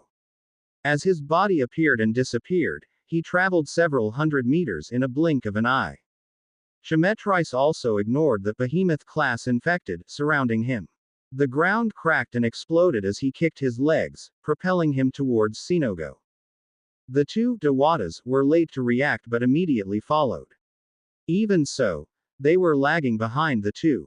Mark was using his shadow mist movement consecutively. On the other hand, Chemetrice's leg strength and flight capabilities allowed him to move faster than the 2. But then, the 2 Dewatas noticed. Mark was moving higher and higher instead of straight towards Sinogo. On the other side, Chemetrice continued his fight as close as possible to the ground. And for the second time, the 2 Dewatas froze as Mark stopped his flight. Flying as high as he could over Sinogo's body, he also unleashed his transformation. It was the very same transformation he used just the other day when he fought the Encantado. Even so, it was far more than enough to surprise the two Dawatas, like how they were surprised at Chimetrice's true form. But even so, it was not enough. Mark released the wind manipulation mental crystal. At the same time, he used his blood enhancement on his wings, making his 3 pairs of wings glow red. And then, Mark controlled the wind. Not only did the wind begin to push him, but the wind resistance in front of him vanished. And there, Mark began to plummet like a meteor. Sinogo felt the sudden influx of magical energy from above. But he did not feel afraid. Instead, he paid more attention to Chimetrice, who was closing in front. But then, Sinogo seemed to panic. Chimetrice's presence in front of him suddenly vanished. It began to charge its attack faster while beginning to retreat one step at a time. In front of Sinogo, Chimetrice continued his flight. However, his second right wing, the wing of the crow, was emitting some faint energy fluctuations around him. It erased his presence. The ability of a magical crow known as a trickster. Chimetrice never really turned invisible or anything. Only his presence was erased. However, since Sinogo was opening his mouth too wide, his vision was obstructed by his snout due to his eyes being above his mouth. As he was only relying on his other senses to find Chimetrice, the latter felt to have suddenly vanished. Unfortunately, Sinogo had already begun charging his attack. There was no way to stop it. And, whoom! The ball of light in Sinogo's mouth finished forming and was ready to fire. But at the same time, Chimetrice arrived under Sinogo's snout. On the other hand, Mark was the same as he appeared in front of Sinogo's eyes with a puff of black mist. Wham! Chimetrice landed and kicked the ground, putting his strongest uppercut towards Sinogo's chin. Bam! Mark landed his most ferocious kick on Sinogo's nose. Snap! The force from the two attacks coming from below and above forced Sinogo's mouth to close with a loud snap. Several of his gigantic teeth cracked, with some even getting torn off from his gums. Sinogo could only stare at Mark as his unpenetrable scales got dented over his nose, filling his nasal cavity with his blood. Worse, the ball of energy that Sinogo was about to fire became stuck inside his mouth. Boom! The entire province shook as a dome of light larger than the mountain enveloped the eastern plains along with the eastern coast. Sinogo's attack exploded inside his mouth, causing an explosion that covered around 5 kilometers around him. Everything was flung away by the strong shockwave that came after the explosion, whether it be trees, infected, or even the large amount of water along the eastern coast. Luckily, the explosion occurred at the back of the infected army. It even swallowed a large chunk of the army, even all the behemoth-class infected. The bad thing, however, the shockwave threw all kinds of things away into the middle of the magical army. The magical army was in disarray and many were instantly killed after many gigantic, infected crushed everything they fall onto. There was no need to rebuild the front line as the infected army and the magical army were mixed all together into a bloody massacre. Tinala and Binatuan were left stunned after they stabilized themselves from being flung away by the shockwave. Everything happened too quickly. Where are they? The younger Dawata, Binatuan, showed worry for their two allies. Both Mark and Sinogo charged in to stop the total annihilation of their army and their sacred ground. The question is, are they still alive? With that explosion, it's not surprising if they died just like that. Tinala remarked with a frown. She was rather angry. Not because of Mark and Chimetrice, but because she was unable to do anything in the previous scenario. Don't just go killing us. A voice entered the ears of the two Dawatas, as Mark flew below them from the ground, followed by Chimetrice. Both the two of them looked ragged. They even had burns here and there. Are you two okay? Binatuan fearlessly approached the two in worry. Do I look like okay? Mark said, pointing at his legs. It was intact, well, mostly. The muscles of Mark's legs were clearly torn, and his skin was ripped off. Damn, It hurts. Mark complained. You overdid it. Even I would take some damage, falling from that height at that speed. Chemetrice voiced out, looking at Mark's condition. What about you? Is your body alright? Mark changed the topic and asked Chemetrice. You shielded me from the direct impact. I'm fine, Chemetrice said as he tore off the burnt bark from the wooden part of his body, which immediately started growing back. Something like this won't kill me. Well, same for me. Mark said as the wounds he got were clearly starting to heal on their own, visible to the naked eye. Monsters. Tinola remarked with disbelief. The injuries Mark and Chemetrice got were already healing. It was unbelievable to see. Well, it looks like the blessings we received really protected us. If it was the same as the first time, I would get severely burned by that even if you protected me. Mark said to Chemetrice. I also noticed it. The damage I received was unexpectedly low for that kind of explosion. Chemetrice agreed. I never expected that Sinogo already gained sentience, Mark grumbled. I should have checked earlier. Last time, he only seemed intelligent and odd, but there seems to be no sentience yet. And then, Mark sighed. Unfortunately, it's far from over. Mark added with a serious face, turning to the cloud of dust that the explosion caused. Chemetrice was the same. At the same time, both Tinola and Binatuan also felt it. Ruah-arr. The loud roar was heard, causing a soundwave from within the cloud of dust. The roar blew away the dust that obscured everyone's view. And there, Sinogo stood, as towering as ever. Nonetheless, Sinogo did not escape the damage of his own attack. His snout was mostly blown off, with his torn flesh dangling on his face. Even his scales incurred damage all over his body. There were burnt places, while some were cracked open and bleeding. It was unfortunate. This kind of damage was never enough to stop a rampaging infected, no matter what size they were. If there was something significant that changed, it was the fact that Sinogo's eyes were glowing fiery red in anger as he stared at the silhouettes of Mark and Sinogo from afar. Day 240 to 10:20 a.m. Mount Canlaon, Municipality of Codcod, Province of Negros Occidental. Anger. Many infected creatures could show such an expression and emotion on their faces. However, it was due to the effects of mutagen that turned them into such vile creatures. Nonetheless, most infected creatures were incapable of directing their anger towards any specific target. It was a clear indication that not only the infected Sinogo was intelligent but also gained sentience. A complete indication that Sinogo had mutated into a mature, king-type infected. However, it was strange. In the previous cases, the monarch types that Mark encountered were capable of speaking. Well, at least, those in the wild. Jeanette and Trish, who Mark met early and took into custody, seemed to have slower growth. Snow, who Mark acquired later, was able to utter some words after the queen spider was removed from her. The mental growth of monarch-type infected was faster in the wild, as Mark observed. Yet, despite having sentience, Sinogo was still behaving like an animal. It was rather strange. He is really angry, isn't he? The younger Dewata Binatuan grumbled, feeling the cold, furious aura from Sinogo's gaze.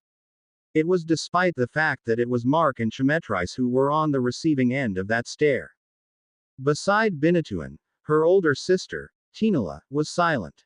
She could also feel the intensity of that stare.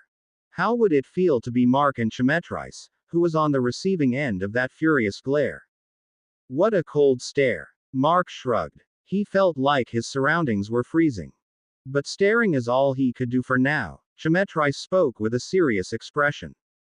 We managed to cause such damage to him, and he became warier of us. It is one of the backfires for having high intelligence and sentience for an infected. True. Mark nodded. Well, the arena is already prepared. We can go all out without worrying. The arena. Mark was talking about the aftermath of the explosion. It was the 5-kilometer radius around Sinogo where everything was obliterated. With nothing left within that area but soil and rubble, Mark and Chemetrice would not have any problems going all out. One of Mark's worries was the energy residue left after a battle fought using magical energy. Back in Bay City, it caused some trouble when the flaming infected and the miasma king type appeared after the battle between Mark and Garvlam. But what was the difference now? It definitely was not because magical energy was now abundant on Earth. It was also not because they had no choice since they were fighting Sinogo in this battle. Even in the previous attack, Mark did not use miasma to at least reduce the damage from Sinogo's attack. There was something else different in this particular scenario. It was the surroundings. Anything, items, structures, animals, or people, whether living or not, would absorb and emit energy from into the surroundings. Heat and light were the most common energy types that undergo this process because these energies were everywhere. It was the same for magical energies. They could be absorbed by things or people. And this was very likely the reason why in Bay City, large amounts of magical residue were left after the battle. It was because the location was filled with buildings and people, especially within the vicinity of the fight. It accelerated the possible growth of the infected within the surroundings, and the magically mutated infected appeared sooner than expected. Now, the explosion caused by Sinogo's failed attack cleared the surroundings of almost everything. Within this 5-kilometer radius around Sinogo, only the ground could absorb the magical residues and would very less likely cause the infected to mutate. Thus, there was no need to hold back due to that reason. Mark tapped the ring on his finger. May had been asking him if he was all right, and he immediately replied to assure her. At this point, Mark was ready to continue the fight. But then, bro, we're here. The familiar voice of Jaya echoed in Mark's mind. It made Mark freeze as her voice came loudly and out of nowhere.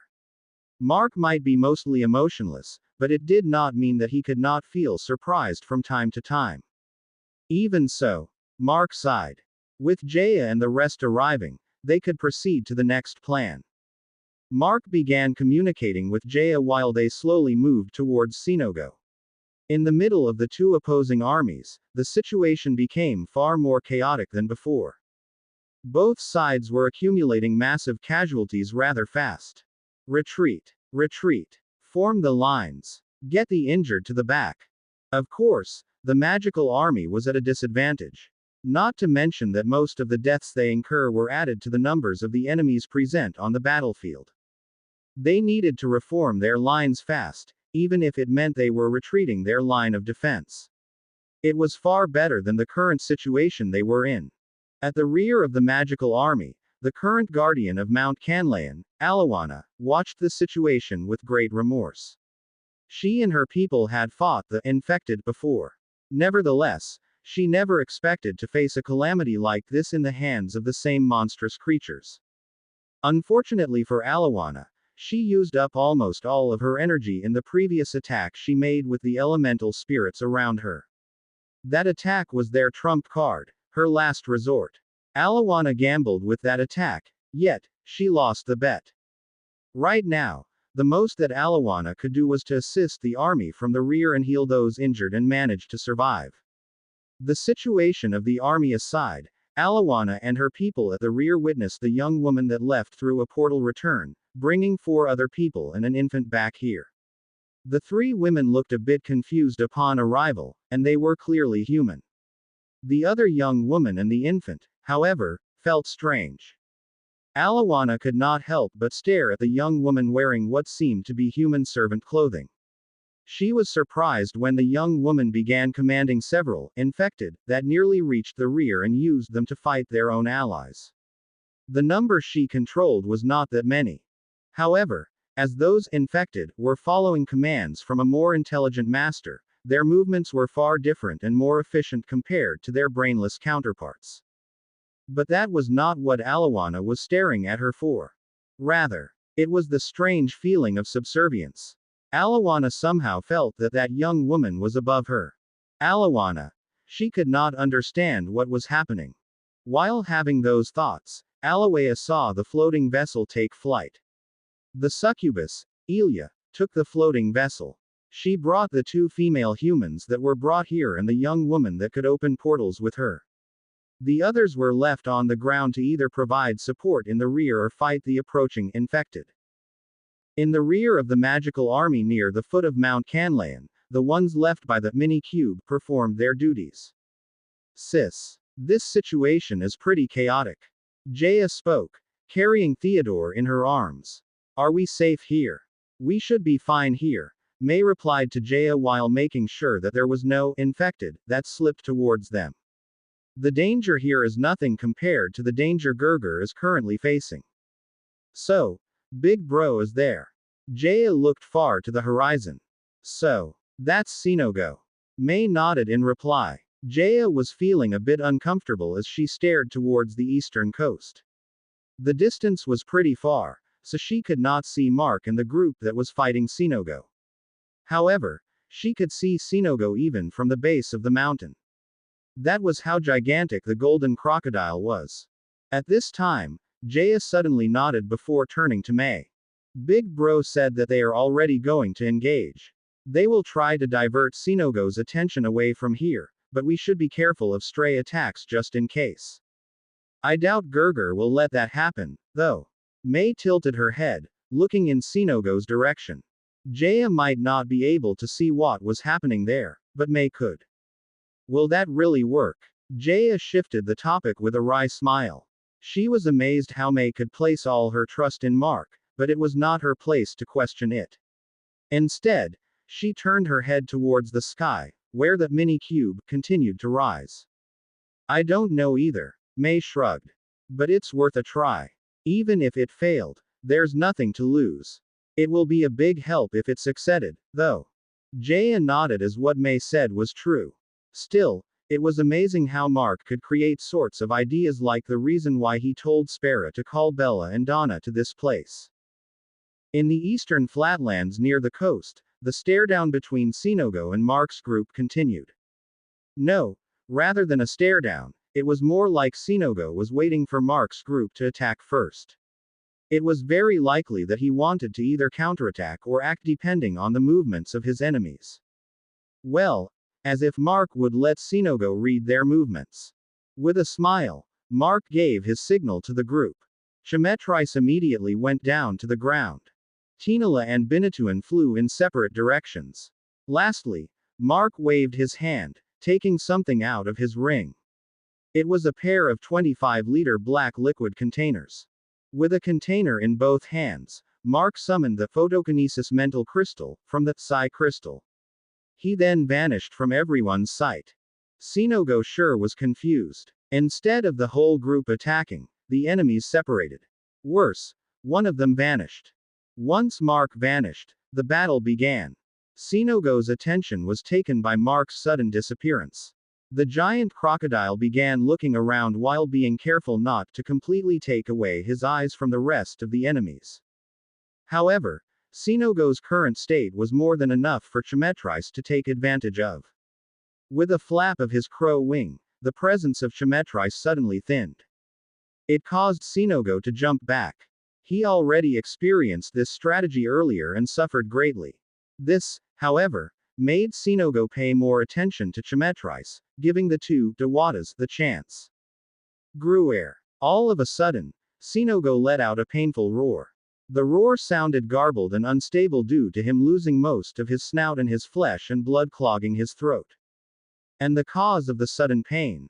It was Tinala and Binatuan. Normally, the attacks from the two would not cause any damage to Sinogo at all. It was like before, where they only served as the distraction while their eldest sister served as the main attacker. If described straight, Tinala and Binatuan were weak. But Mark gave the two a certain task. Since Sinogo was warier toward Mark and Chemetrice, it was easier for the two men to grab the giant crocodile's attention. And when they managed to get the attention away from the two Dawatas, they were tasked to attack the wounds on Sinogo's legs, especially the open bleeding wounds. One of their priorities was to avoid letting Sinogo move around too much. If possible, Mark wanted to immobilize Sinogo. This way, the range of attacks Sinogo could perform would be limited. Of course, it would not be easy. Even if Tinala and Binatuan attacked the wounds on Sinogo's legs, aside from the pain, They were barely doing any damage. But that was also enough. While the goal was to immobilize Sinogo, the two Dewata also served as another layer of distraction for the giant crocodile. It was all while Mark did his own task. Plop. Swoosh. All of a sudden, a burst of foul-smelling liquid showered upon Sinogo's body. However, since Sinogo was busy trying to attack Chimetrice and the two Dewatas, he did not pay the foul-smelling liquid any mind. Besides, the liquid only caused a small part of his body to feel wet, and the wet sensation was nothing new to a crocodile creature like him. But then, ting! Sounds of metal were heard clashing with Sinogo's scales. And then, boom! Ruer! Several explosions occurred on Sinogo's head and back, causing his wounded body severe amounts of pain. And worse, the explosions caused the foul-smelling liquid to burst into flames. Yes, that foul-smelling liquid was around 50 liters of gasoline poured onto Sinogo's head and back. Mark appeared above Sinogo, playing with the pins of the grenades he threw just now. And while Sinogo was squirming because of the explosion and the flames burning his body, Mark shot onto Sinogo's back. Boom! Mark landed with a loud bang. At the same time, the burst of black flames exploded on Sinogo's back. It began to engulf the flames from the gasoline, causing Sinogo's head and back to become covered with nasty black flames. Day 240 to 10:23 a.m. Mount Canlaon, Municipality of Codcod, Province of Negros Occidental. Sinogo's anger increased steadily. The first goal of the infected was to spread their kind, no matter how intelligent or sentient they were. But once an infected's mind mutated too far, sometimes, that desire to infect others would get overridden by various factors. It was especially the case of monarch types, who developed sentience and various interests. In Sinogo's case, after he became infected, he absorbed the power of the seal that imprisoned him. The unique power of the supreme god of the sky, Kopton. This unique power caused his mind to grow far from the usual infected. This unique power also fueled his desire to gain more. However, that desire and Sinogo's mental and emotional growth were hindered by one thing. Sinogo's current body, the form of a gigantic golden crocodile. It intensified Sinogo's instincts and desires, not as a former deity but as an arrogant beast. An arrogant beast that saw every living thing, not of his kind, as prey. An arrogant beast that saw everything around him as his own. An arrogant beast that saw himself as the strongest, as the king of everything. With a stomp of his legs, Sinogo could create large waves that could swallow the land. With a wave of his tail, he could destroy large hills and small mountains. With a single breath, the tallest mountains could be erased in an instant. With his scales on his body, he was invincible. No one had ever withstood his powerful attacks. No one had ever pierced through his tough defense. No one. Until this very moment. Sinogo could not believe it. His authority was being tarnished. He was being pushed back into the corner by the pests he saw no more than ants. The worst thing. Sinogo remembered one of his current enemies. The man with black armor and clothing with 3 pairs of wings. It was not like he remembered his appearance. Instead, he remembered the man's aura. That aura gave him a sense of dread. Back then, during their first encounter, Sinogo felt that aura out of nowhere and shot in the direction it was coming from. It was then revealed that the aura was coming from a person concealed within the darkness of the night. Sinogo saw that man managed to avoid the brunt of his sudden attack and escaped. However, he did not pursue the man. It was due to the dreadful aura Sinogo felt from him. It was an animal's instinct not to pursue something they felt dangerous. There might be some exceptions, but that was mostly the case. And now, while Sinogo was aiming to devour the magical races and attack their home mountain brimming with magical energy, Sinogo encountered the man with the dreadful aura once more. And like before, he attacked the man without any warning. He did not want to deal with that man and hoped that even if the attack did not hit, the man would leave like before. But that was not the case this time. Sinogo's attack this time was evaded by the man entirely. Worst, the man was not alone. He appeared with someone else who did not get killed by his attack. And Sinogo could feel a different kind of dread towards that unfamiliar companion. Sinogo, who viewed himself as the ruler of the Visayan waters, was intimidated by that pair of small ants. He could not understand why it was happening. However, his instincts were ringing danger. The dread intensified when the man unharmed by Sinogo's attack transformed. The aura that man released chilled Sinogo to the bone. That was why Sinogo decided to end it quickly, even if it would destroy his initial goal in this place. Even if it would obliterate his entire army. Sinogo decided to end this farce with his strongest attack. It was the strongest attack he had ever created since he woke up in this world. But to Sinogo's surprise and fear, the two people he dreaded charged toward him instead of fleeing. He could only step back and bide for his attack to fully form. Then, it happened. The worst embarrassment Sinogo experienced since he woke up. To be almost obliterated by the strength of his own attack. Sinogo's body was injured, he was bleeding and was in great pain. But that was the least of his concern. Sinogo was furious to be in such a state. The dread he felt vanished. All he wanted was to trample on the pests that made him like this. But that was easier said than done. The enemies were full of tricks, aiming for his blind spots and attacking his injuries. He was in great pain and was unable to retaliate. Sinogo thought before. Size came hand in hand with power. The larger they were, the more powerful they became. But slowly, that ideal Sinogo had was becoming overturned by what he thought of as nothing but weak pests he could trample any time he wanted. Size did not matter when it came to strength or power, and now, Sinogo's gigantic size was becoming more of a problem than an advantage. Because of his size, the burden on Sinogo's body was greater. He moved slower, and any attacks shot at him would hit. There was no place to hide or retreat other than the bodies of water. But while he was near the coast, it was still a bit far to reach immediately. Ruah-aarrr, Sinogo roared. It was not because of pain but anger. If only he was smaller and faster, these pests would not stand a chance. **** Boom. Stomp, THOOM. Mark and the rest did not stop attacking Sinogo. The miasmic flames continued to burn on Sinogo's back as Mark continued to fuel it. Tanala and Binichuan flew around Sinogo, attacking the wounds on his limbs at any possible opportunity. It was the same for Chimetris, attacking Sinogo's feet and tearing the scales off the gigantic golden crocodile whenever he could. The only thing everyone avoided the most was Sinogo's tail, as it whipped everywhere, and a single hit could either kill or send them flying miles away. Frustratingly, Mark and the others were barely doing any damage.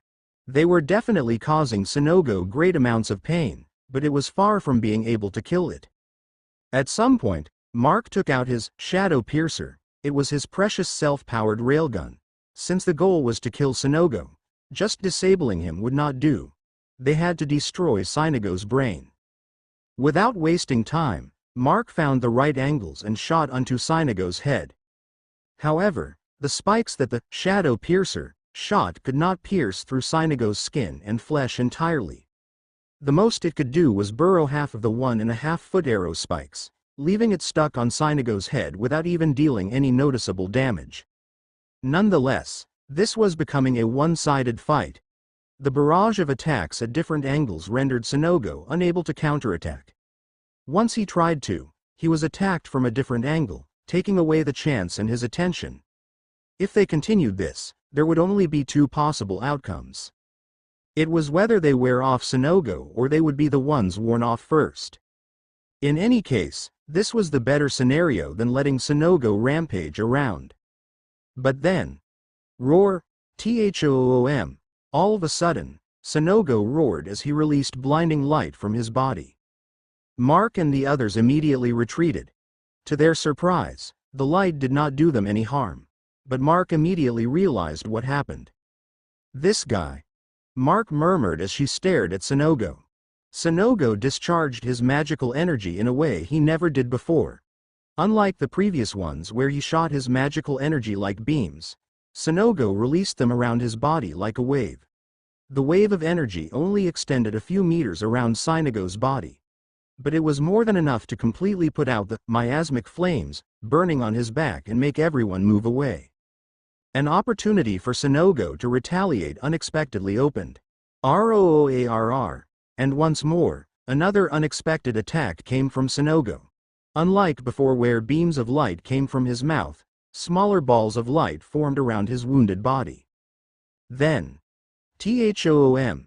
Each ball of light fired smaller beams towards Mark and the other three. Symmetris disregarded the beams and did not even try to evade them. His tough body did not even get scratched by the smaller beams. It was the complete opposite to Mark and the two Dawatas, however. One hit from these beams would tear open a hole in their bodies. A single blow could mean their death. They had no other choice but to evade every single beam of light if they did not want to die. But how many beams were there? 10, 20? It was hard to count. This was bad. It was clear that Sonogo was slowly learning new things in the middle of the battle. It was better if they end this quickly than to let Sonogo grow further. Tisk. Mark clicked his tongue as he waved his hand. Black, misty balls of smoke shot off his hand to cover his body. He then pushed both his hands forward, launching surges of the black mist towards the balls of light floating around Sonogo. For the first time in this battle, Mark used miasma, to the surprise of both Tanala and Binichuan. The surprise only lasted an instant, however. They needed to pay attention to the attacks coming their way instead of gawking at Mark's unexpected ability. Mark's miasma immediately reached and slowly swallowed the balls of light in his close proximity. The surge of miasma seemed to have caused Sonogo to step back.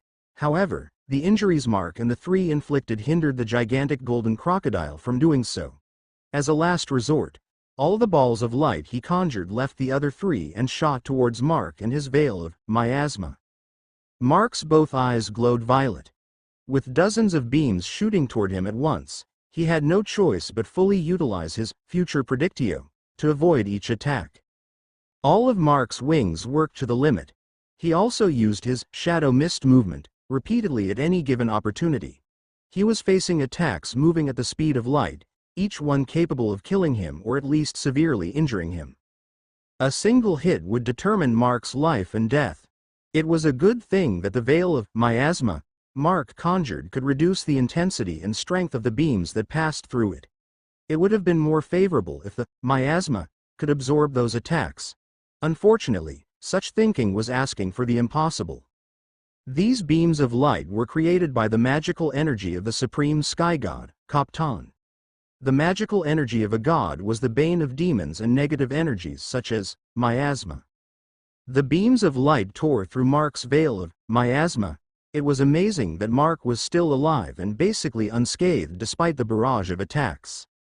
Even so, dodging the attacks was the most Mark could do in this situation. He could only clench his teeth as he felt the searing heat from each beam passing near his body. But with Mark taking all the attacks, Symmetris and the two Dawatas became free to move. Symmetris immediately hid his presence, running under Sonogo's belly. The two Dawatas joined together and created a two-person joint magic of their own. Boom! Suddenly, Sonogo fell, creating an earthquake-like tremor as his underside slumped to the ground. Symmetris used his wits and attacked Sonogo's right forelimb from the inner side before shooting himself towards the other forelimb in an instant. The two Dawatas also contributed as they shot their own ball of magical energy onto Sonogo's back. With both Sonogo's forelimbs thrown outwards by Symmetris and the heavy impact on his back because of the two Dawatas, he fell to the ground without being able to resist. As they said, the larger they were, the harder they fell. Sonogo's large body crushed the ground beneath him. The impact also stopped his barrage of attacks, and the balls of light around his body vanished. The fall might have rattled Sonogo, but it was not enough to stop him. He immediately tried to recover from the fall. But unexpectedly, Sonogo found himself unable to move. His body felt paralyzed from the inside. Mark stopped midair and looked at Sonogo below. He then looked above. The minicube was flying way far above the area of battle. If one was not paying attention, they would not notice. However, small bits of white dust were falling from the sky and covering the entire battlefield around Sonogo. This was the best opportunity to finish this battle. As such, Mark extended his hand, taking 2 items from his ring. The butterfly of knowledge and the crystal staff. Holding the 2 items in his hands, Mark shouted to Chimetris and the 2 Dawatas. Retreat. I'm going for a big one. Day 240 to 10:27 a.m. Mount Canlone, Municipality of Kodkod, Province of Negros Occidental. In the sky, the minicube floated up high.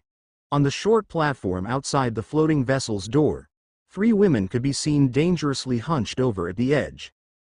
They were the sisters, Bella and Donna, together with Spera, who was keeping an eye on the events below. The minicube floated up high. However, they could still feel the pressure coming from the battle below. Spera could handle it, but it was worse for the sisters. It could not be helped. This was the first time that the sisters actually felt the pressure coming from a godly being, after all. Even so, Bella and Donna did their best to accomplish the task Mark gave to them. It was to use their mutator abilities to the gigantic golden crocodile below. Since it was daytime, it was rather hard to spot the glittering white dust falling from their hands. As sisters, the mutator abilities of Bella and Donna were a bit similar. The 2 could release a glittering powder-like substance from their bodies, especially from their hands. However, the effects of these powders were different. Bella's ability was to release glittering powder that could cause paralysis. On the other hand, Donna's glittering powder could cause a painful numbing sensation. The powders created by the sisters were good on their own. However, when used together, it could make most enemies pass out.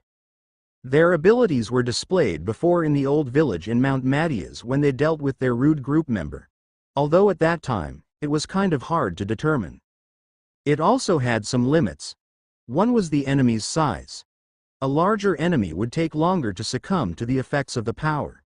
It was also harder for enemies with strong skin or armor to become afflicted with the powder's effects. However, if the powder was ingested or sprinkled into wounds, it would show its effects faster. These abilities kept them alive until now. While these powders could not kill directly, it allowed them to kill even the supposedly unkillable foes. It was why Mark decided to recruit these sisters. Whether it was now or in the future, these glittering powders would be useful. Not to mention that they could produce these powder and store it and would still have effects for a week or so. Now, the sisters were ordered by Mark to sprinkle these glittering powders on the golden crocodile. It was supposed to be risky since the powder could be blown away by the wind and affect more than what they intended. And that was where Spera came into play. If one was to look closely, there were several holes floating a distance above Sonogo. These were small portals that Spera opened, and the sisters were sprinkling the glittering powder through them. This way, only Sonogo would be affected by the powder. Well, Mark and Chimetris were also sprinkled with the powder as they fought Sonogo. However, Chimetris had inherent immunity to poisonous substances.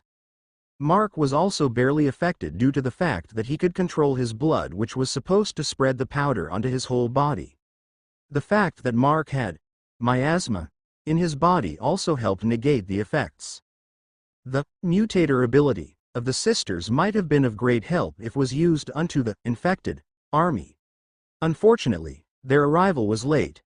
By the time they arrived, Sonogo had already caused that massive explosion which resulted in the 2 armies mixing into a chaotic battle.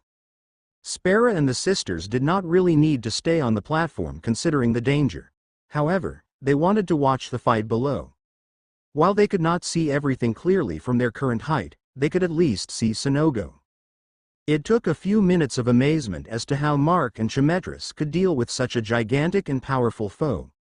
And when Sonogo fell to the ground and ended up having difficulty moving, the 2 sisters rejoiced, knowing that they managed to help. But then, You two, enter quick, Spera told the sisters as she pulled the two. They quickly entered the floating vessel while Elia piloted it away.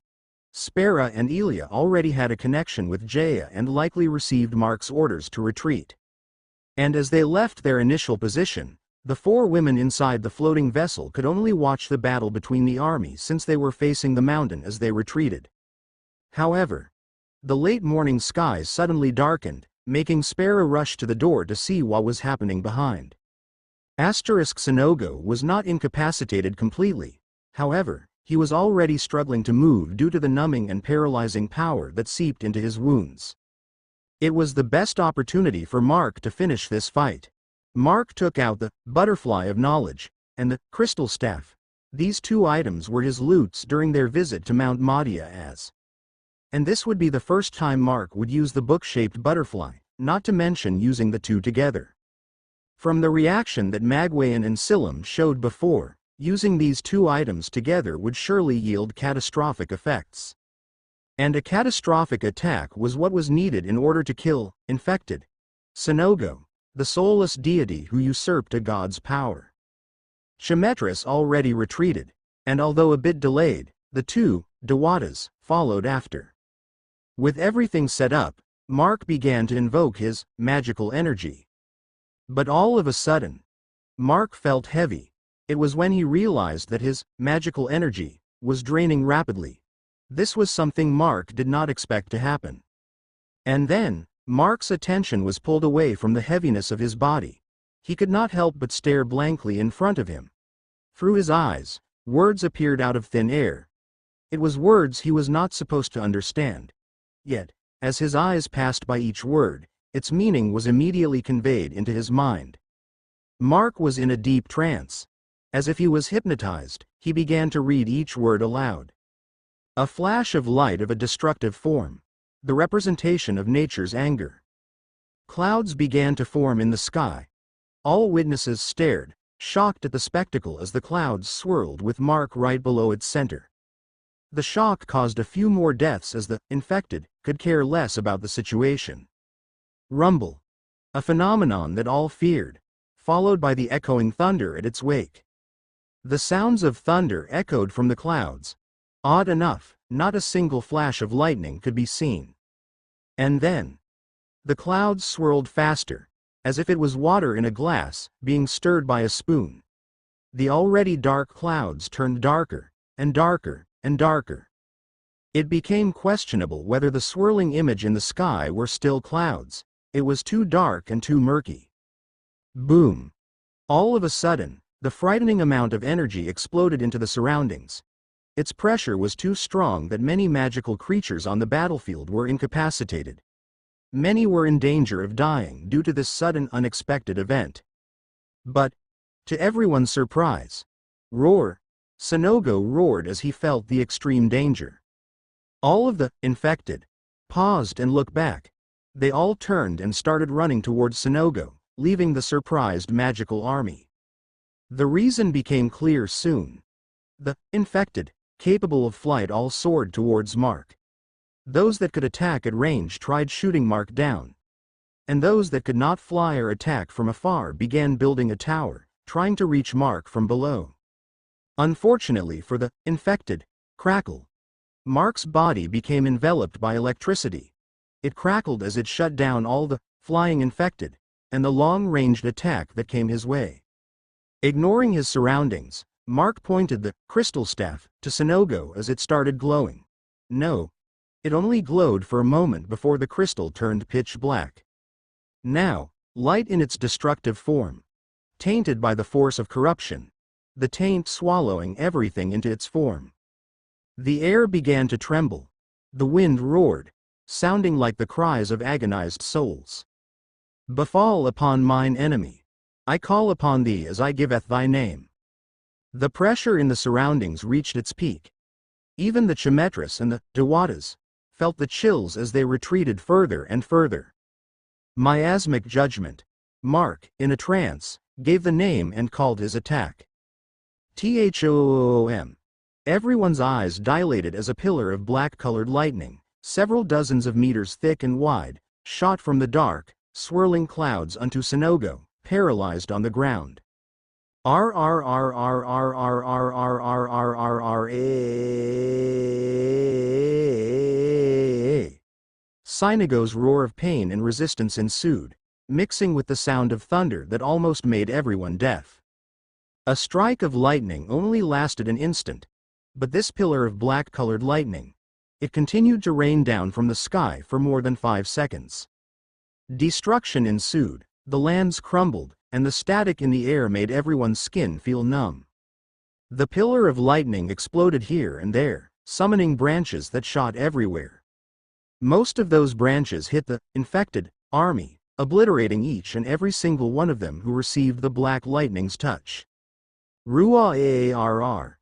Slowly, Sinago's roar decreased. His voice became overwhelmed by the lightning's force until his struggle stopped.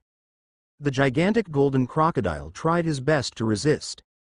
However, the spikes that Mark shot from his shadow pierce before on Sinago's head made it easier for the lightning to slowly fry his brain. Crackle. The pillar of lightning ended with a loud crackle and explosion. At this time, Mark could be seen unsteadily lowering himself as if he was about to fall from mid-flight. Shemetris immediately flew towards Mark, grabbing him with his woody left arm. "Are you all right?" Shemetris asked Mark, who was still conscious but clearly weakened. "I'm okay. Just feeling too tired," Mark replied, raising his arms to see the toys in his hands. Damn. No wonder those two panicked. Mark remembered Magwayan and Silam.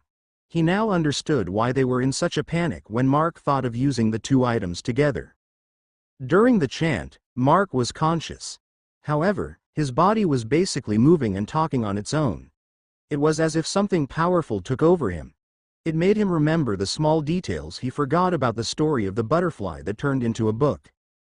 Those faith healers who caught the butterfly looked like they were possessed during their healing sessions.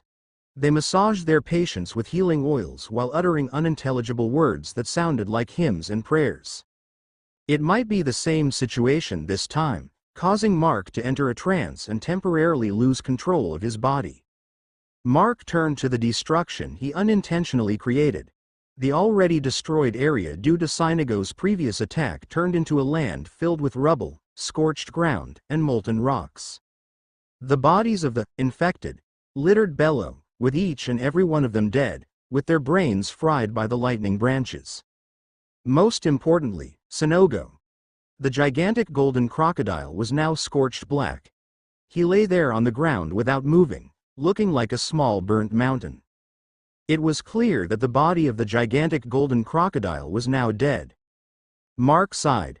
Finally, they could go home and rest. But then, "Are you sure that it's over?" A woman's whisper entered the ears of Mark and Shemetris from behind them. But before they could turn to see who spoke, a flash of light pulled their attention. The flash of light was coming from Sinago's dead body. Mark's eyes dilated. Sinago's body began to turn to dust. As if a gigantic sandcastle that lost its moisture and was falling apart, Sinago's body, piece by piece, fell to the ground. Thom, everyone froze, and their bodies felt heavy. It was the familiar pressure they felt before. And there, as the last parts of Sinago's body fell to the ground and shattered into dust, a gigantic humanoid figure emerged from the ashes. Day 240 to 10:31 a.m. Mount Canlone, Municipality of Kodkod, Province of Negros Occidental. The dust, the remains of the gigantic golden crocodile, spread onto its surroundings like an avalanche. It was no news that upon the death of most magical creatures, they either vanish entirely or turn to dust. This should be one of the many reasons why there was almost no evidence of the existence of magical creatures in the mortal world. Sonogo turning to dust was not the issue, however. The problem was the gigantic humanoid figure that emerged from his disintegrating remains. Slowly, with dust falling from his body, the humanoid figure stood. The giant was a man, about 4 to 5 meters tall. He had wavy hair that extended a little bit below his shoulders and slightly tanned skin. Tribal tattoos and markings with a golden sheen decorated his body while he wore a golden tribal cloth around his waist. Hanging on his biceps, neck, knees, and head were golden ornaments of tribal origin. His figure sported the appearance and style of pre-colonial Filipinos. It was how the giant could be described with. It was the true appearance of Sinogo. And his face. No wonder in some versions of the myths, it was said that one of the reasons Kaptan spared Sinogo's life was his beauty. Sinogo looked beautifully handsome. He had the face of an ancient tribesman mixed with androgynous features. Even in the current world, many would fall for his appearance alone. Not to mention his perfectly chiseled body that would make many women drool. It was neither too bulky nor too skinny. It was literally perfect for his gigantic size. However, it seemed that Sinogo's appearance did not return entirely. Maybe because he was a mutated infected, or because he spent too long in a body of a crocodile. His arms, legs, and even eyes sported the appearance of a lizard. Instead of human hands, he had 5-fingered webbed hands and long golden claws. His feet also looked lizard-like. And when he opened his mouth in confusion, he had sharp fangs instead of human teeth. Not to mention the tail on his back, it looked totally the same tail he had back in his crocodile body. Everyone thought the same. That giant humanoid and the gigantic crocodile were the same entity. Yet, no one could fathom or understand how this could happen. Sinogo was expected to die in that final attack, and he clearly did, considering that the body of the golden crocodile turned to dust. But why? Why was Sinogo still alive? Even more, in a form no one expected. And most of all, Sinogo was far more powerful than before. It was clear by the fact that everyone present could feel the unrestrained pressure. It was different from before when the magical creatures could still resist. Now, despite the distance, most of them were feeling suffocated. This powerful pressure and restraint were only supposed to come from a godly being. Mark stared at the giant. The frown on his face could not be disguised. There was no way he would expect something like this to happen. Not to mention that while a humanoid, infected, turning into something inhuman was common, the opposite was never witnessed to happen. There was some powerful humanoid, infected, the human monarch types, for example. However, the human monarch types retained their human bodies since they became infected, only likely getting some transformative abilities similar to mutators. Sinogo's case, the current scene unfolding in their eyes, had no precedence as far as they knew. Mark then noticed. It was not only them who were confused. Instead of attacking, Sinogo stood there, looking at his hands and scratching the tattoos on his wrists. He even twisted and pulled some of his hair.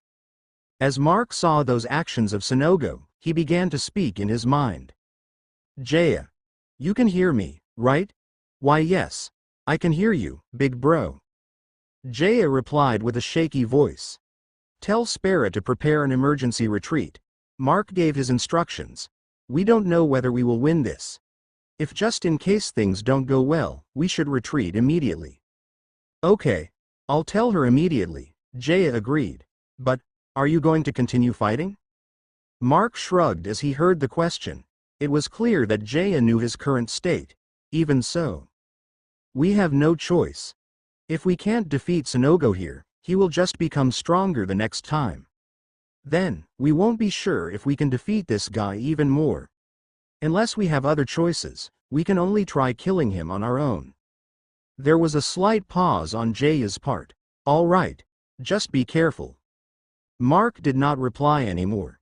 There was no time to reply at all. It was because THOOM. Sinogo fired a beam from his right hand, seemingly trying his new body. The beam was fired without a particular target and was fired towards the water of the strait to the east. However, everyone could only stare, seeing the mountain-sized explosion as the water exploded due to the attack. The intensity of Sinogo's beams seemed to have doubled in strength, worse, tripled. Sinogo also seemed surprised for a moment, but as he looked at his hands, he displayed a sinister smile. Then, Mark shivered as Sinogo turned his head with a snap, staring at him in glee. Why glee? It was psychopathic happiness. The happiness that one could get upon knowing that he gained the strength to obliterate their enemies. Sinago's vertical pupils stared at Mark, and then, he extended both his hands and immediately shot 2 beams at Mark. Mark and Chimedras were forced to retreat in separate directions. Since Sinogo had to extend his arms now to fire a beam of energy, it was easier to predict his attacks. However, now, even with the blessings they received, Mark would be obliterated instantly by these strengthened beams. The two managed to avoid the beams, predicting the attacks before they were even fired. But as the two thought that the beams would only be the problems, Mark's eyes dilated as she saw a large webbed hand swatting his way. There was no way to dodge as his momentum from avoiding the attack had yet to diminish. Mark could only cross his arms in front of him and curl his body as much as possible as the giant golden scaled hand made contact with his body. Boom! Everyone's eyes grew wide as the sound of the sonic boom entered their ears.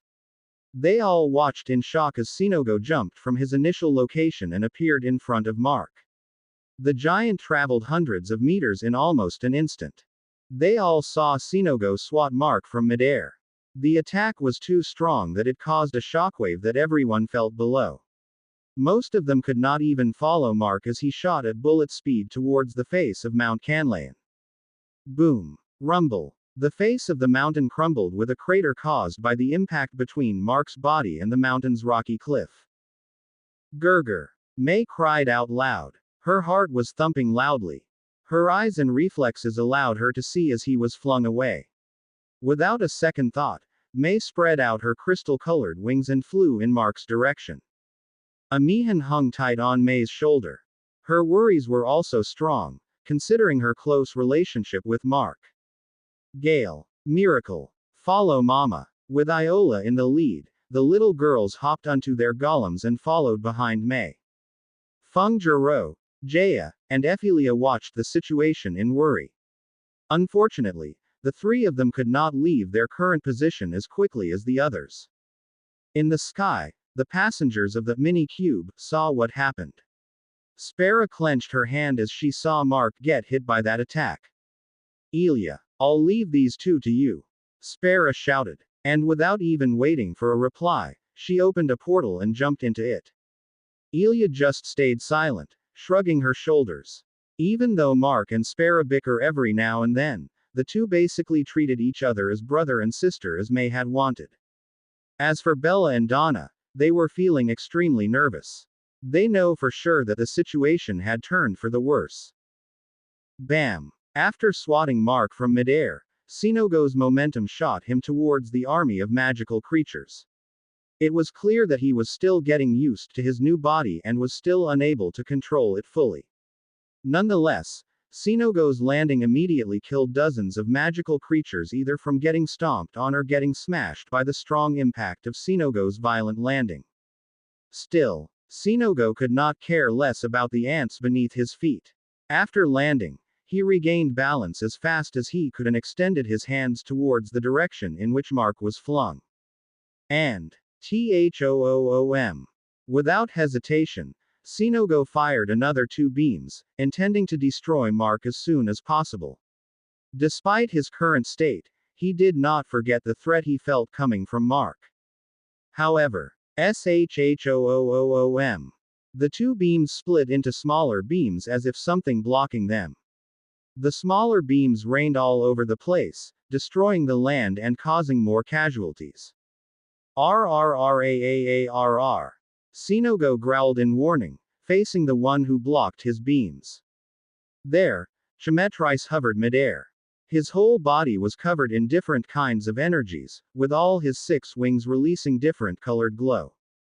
Chimedras did not pay attention to Sinogo's roar as his falcon wing released its maximum potential. Boom! The sound of the wind exploding was heard as Chimedras shot towards Sinogo.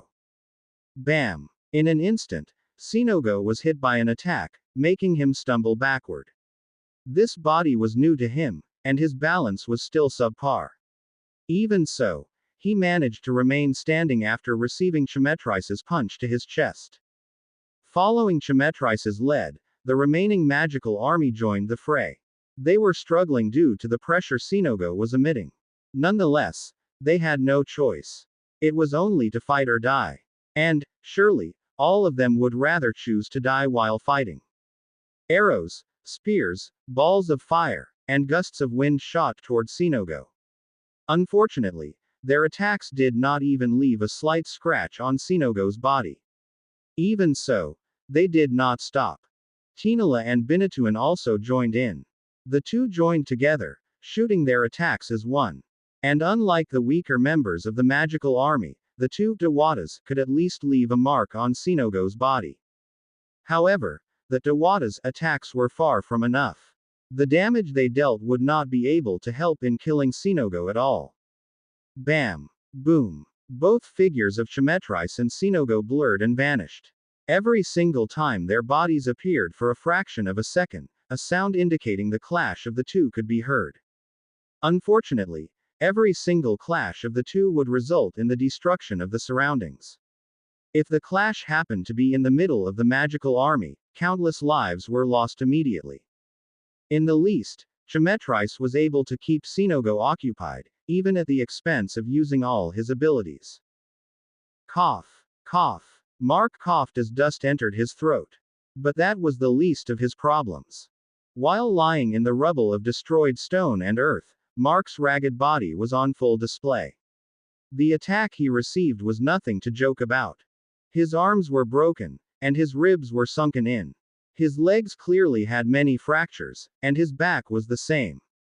Not to mention his muscles were torn just from the impact of the attack he received. There were even parts of his bones that protruded through his skin. 4 of his 6 wings were torn. The back of his skull likely had a crack too. Mark's injuries were very severe. If it was a regular person, they would have died instantly. If not, they would immediately begin bleeding to death and would not last long. Fortunately, Mark's mutator ability was his blood. Bleeding to death was the least of his concern. The problem now was that even with his regeneration, his severe injuries would take time to heal. There was no guarantee that he would be able to rejoin the battle unless Chimetrice managed to hold on for a very long time. Gurgur. May was the first to arrive together with Amihan. The moment she saw Mark, her eyes immediately became filled with tears. His current state was not something that one would want to see. She kneeled beside Mark's body. But she definitely did not know what to do in this situation. Master, are you okay? Amihan flew towards Mark and asked with teary eyes. Do I look okay to you? Mark joked with a slight groan. Despite his calm face, his voice was raspy and unstable, clearly enduring the pain he had. He was trying to appease the two, and definitely to no avail. With a sigh, Mark turned his calm face into a frown. Closing his eyes, he asked, "Can you explain what is the meaning of this?" A figure emerged out of nowhere. Mark opened his eyes and turned in the figure's direction. Magwayan. Mark called out in a cold voice.